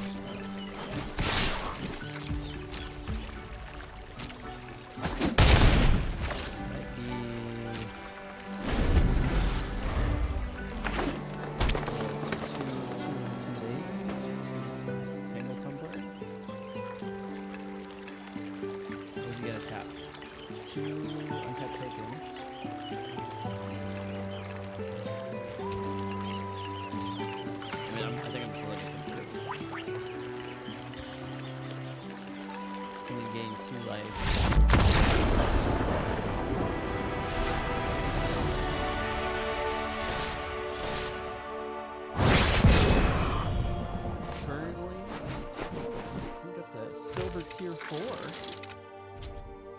I forgot I got up to gold last season. Gold or silver 4 right now. Yeah, let's add that too.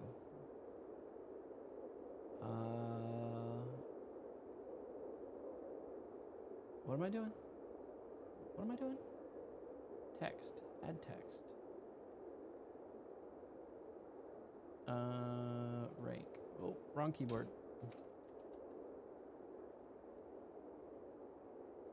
Select font.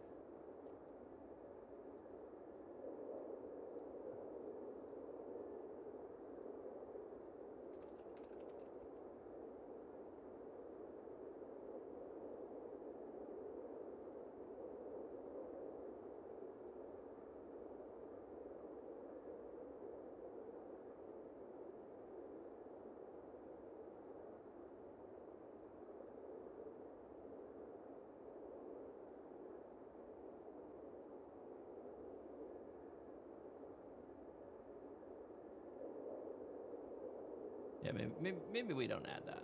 Maybe we don't add that. That doesn't look good. I think the number of drafts is fine. Number of drafts is fine. Maybe make that even slightly smaller. Yeah, that's fine. It's not. That's not too obtuse. So we're on silver 4. I forgot I got gold last year or last season in drafting. I really did enjoy drafting Modern Horizons 3 and getting that chrysalis to go burr was one of my favorite things to do. So let's keep cooking. Let's see what else we got here.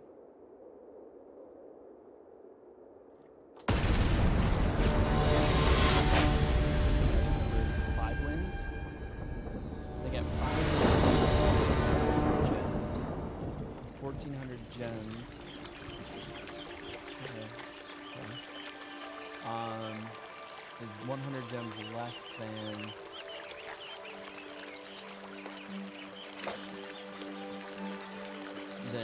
what it costs to get in.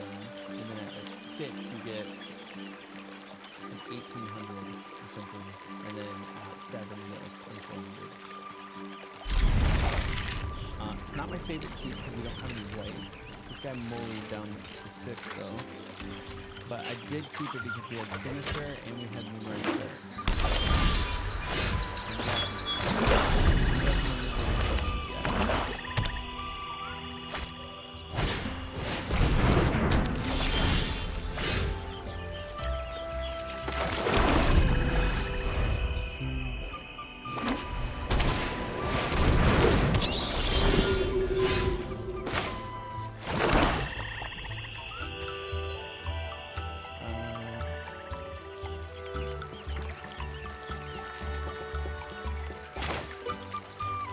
That out there.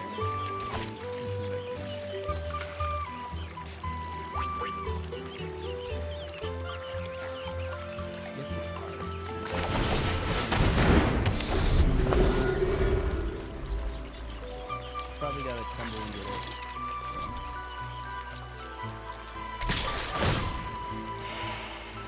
Not gonna be.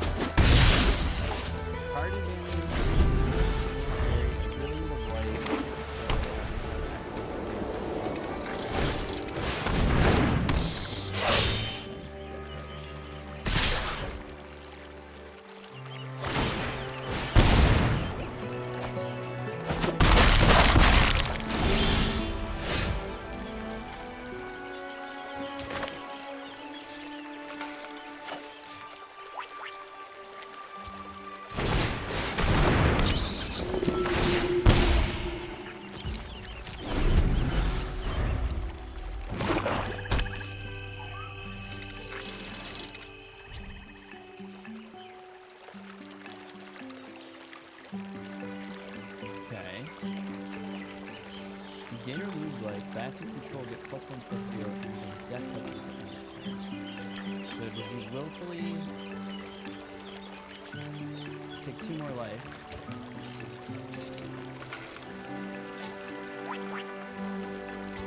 If I attack with these 2, then I could bone roll. I really want land. There's a 48% chance of land. I need white land. And nearly 50%. 50% chance. Give it.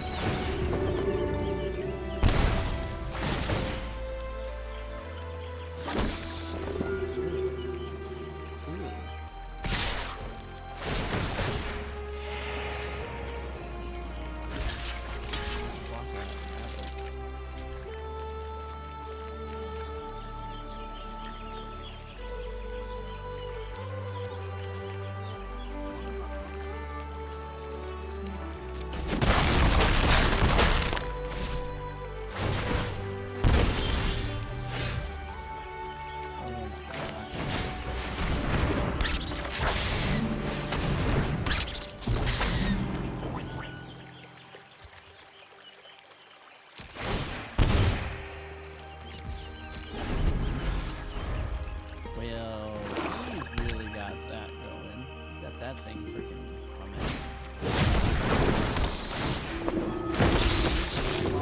This turn. Create a 1/1 black. That's insane. They're all flying. Like, keep build.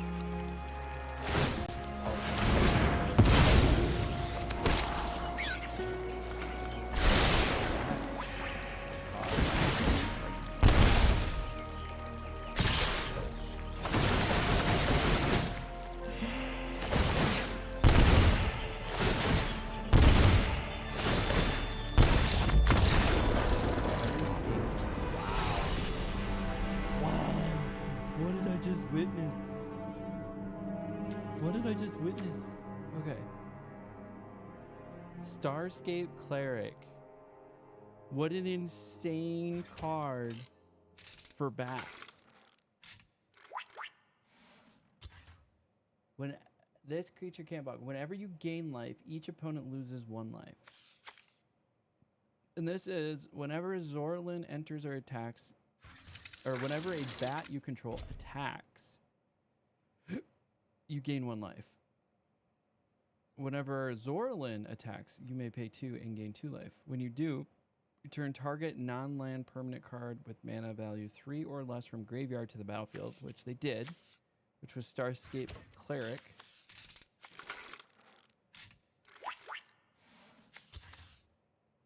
Whenever you gain life. So that attacked, which is a bat, gained life.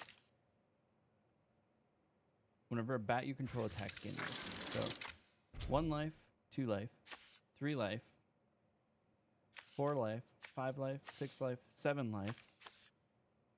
So 7 life gained. So that was just going to be 7 damage straight to my face. Then this card, Lunar Convocation. At the beginning of your end step, if you gain life this turn, each opponent loses 1 life. At the beginning of your end step, if you gained life and lost life this turn, create a 1/1 black bat creature token with flying. And then you had a guaranteed way to lose life on a turn by paying 2 and drawing a card. And then I wasn't helping because I'm essentially giving him a free 1 damage versus 2 damage. And then he just had to come up with a way to gain life.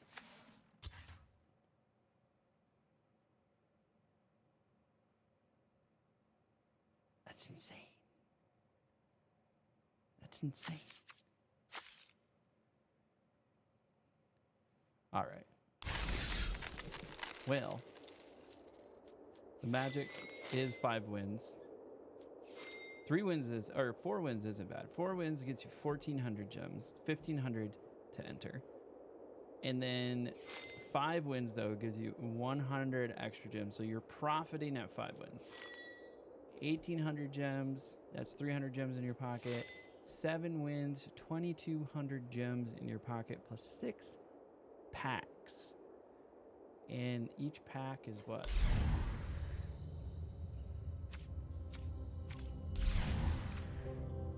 Worth 200?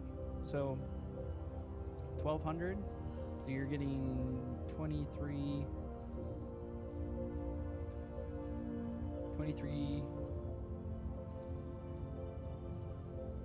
What? Wait, 1,200 on top of 2,200 is 3,400. So yeah, you're getting double your cash.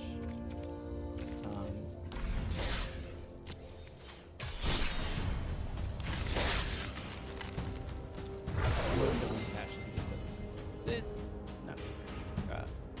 450 total gem value. It was a draft token, so I haven't spent any gems yet. I still have the jump-in tokens. Now I'm on to spending gems. Two packs. How are they gonna push me over? Wick, the Whirled Mind. Whenever Wick or another rat you control enters, create a 1/1 snail creature token. If you don't control the snail, otherwise put a 1/1 counter on the snail you control. Okay. Wick deals damage equal to the sacrifice creature's power to each opponent, then draws cards equal to the sacrifice creature's power. That's interesting. 4 mana, 2/4. Really actually like a 3/5 because it gives you a 1/1. It just scales every turn. Or every time you put a rat. So every time you play a rat, that's a really good synergy with rats. What else did we get here? Lizard, 4/2 for 5. It's a little expensive. When Reptilian Recruiter enters, choose target creature. If that creature's power is 2 or less, if you control another lizard, gain control of that creature until end of turn, untap it, and it gains haste. Okay.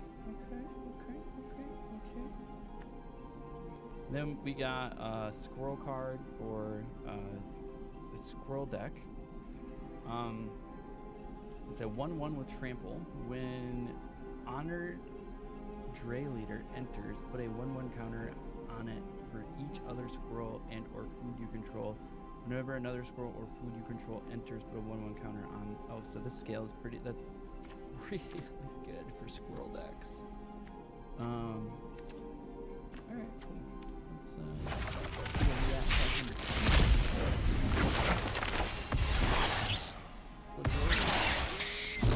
we got Camellia, the Seed Miser. 3 mana, 3/3 with menace. Okay, right off the bat, pretty good.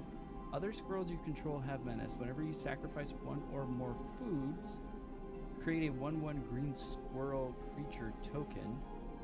Pay 2 for it to put a 1/1 counter on each other squirrel you control. That is actually, dude, I got 2 really sweet cards for squirrel decks. What is the Lily Splash Mender? 4 mana, 4/4. Okay, kind of average. Can pay 1 colorless, green, and a blue. Exile another target creature you control, then return it to the battlefield under its owner's control with a 1/1 counter on it. Activate only as a sorcery. Target creature you control, then return it to the battlefield under its owner. Okay, this is like a blink effect. I can pull it off the field, put it back on with a 1/1 counter. So you can get enter the battlefield effects off of that.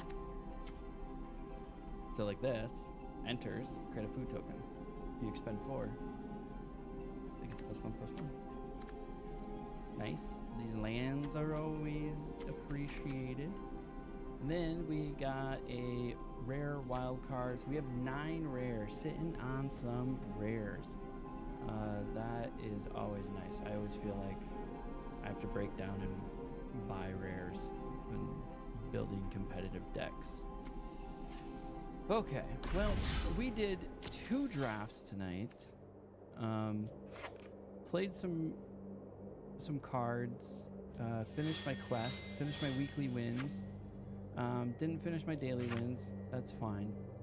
Let's see where we're at on the old mastery tree. Got a jump-in token and 2 Bloomburrow Mythic rare cards waiting for me. Get some packs waiting. Spend orbs. How many orbs do we got? We're only at 1 orb, so I'm saving my orbs up front. I like buying the card sleeves, so I've already bought 2 card sleeves. Don't know if I'll grab this. So historic is equivalent to modern. A lot of folks are saying historic is modern but fixed. So I don't think historic's going to go anywhere.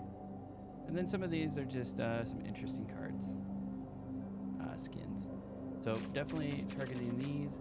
Might grab these because it's just 4 cards for the collection.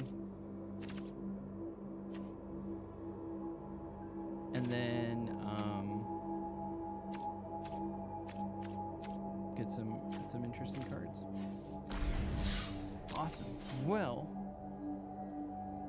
thank you for those who decided to join me in my first stream back in a very long time, opening up this idea of my Path to Pro series, where I'm going to try to document as much as possible through my Instagram, through my Twitter, and then of course live streams and YouTube videos, my journey to qualify for the Pro Tour. It's something that I just kind of set as a lofty goal of mine to see what would happen. It's an opportunity for me to have sort of a focused approach to a game I really enjoy, which is Magic, and learning a lot of things. So drafting is very new for me. I just got into drafting in the last few months, actually with Modern Horizons 3 was the first draft I ever did. And got into Sealed not too much further back than that. Actually, I think the Phyrexian set was like my first draft I ever did, and then the second one Sealed I ever did, and then I did one for Thunder Junction, and then I did one for Modern Horizons, and then I think I did one for Bloomburrow. And so I've done 4 Sealed events. I've done now 1 actual in-person draft event, and tomorrow will be my second in-person draft event. I've done 1 Pioneer RCQ. Showed up for a second, but it didn't fire. We didn't have quite enough people to start it. And now I'm practicing some Bloomburrow drafts, and we're going to do an in-person one tomorrow. So appreciate everybody hanging out. I don't know if I'm going to be able to set an actual schedule for streaming. I definitely won't be able to stream this late every night. It is the weekend, though. It took me a while to get the stream all set up, but I'm hoping to maybe do 3 days a week or so in the evenings for 3 or 4 hours of drafting for draft practice. I'll also be able to play around with some standard decks and ideas there, push the ranks, because one way to qualify for the Pro Tour is actually through Arena, with things like the, if we go back to the in-game, the qualifier play-in events. So the qualifier play-in events are another way to potentially qualify. So it's all something to consider as different ways to get into the Pro Tour. So you have in-person Paper Magic, and then you have arena events that go on. There's even Magic the Gathering online events that go on, so that is something else I'm going to be exploring, because Magic the Gathering online is really one of the only places I can go and get a ton of practice in Pioneer and Modern formats, because just playing every other weekend when there's a tournament or an RCQ is really not going to be enough practice. So I'm going to have to figure out a way. Basically I have to figure out MTGO. MTGO is cryptic. I don't understand it. It's not my favorites to try to figure out compared to Arena. So it's all really interesting. So again, thank you everybody for joining. Quick shout outs again to Not Christine and The Last Blackbird for the follows this evening. We do have a follower goal of reaching 1,000 followers. I always thought that would be really cool if I could get up to 1,000 followers on Twitch. And then you can also catch this video on YouTube. I think I'm just gonna post it raw up onto YouTube and go from there. I think I'll look at editing these at a later time, but for now we'll put the playthroughs raw up there just as documentation. So until next time, have a great evening everybody. We'll catch you on the flip side.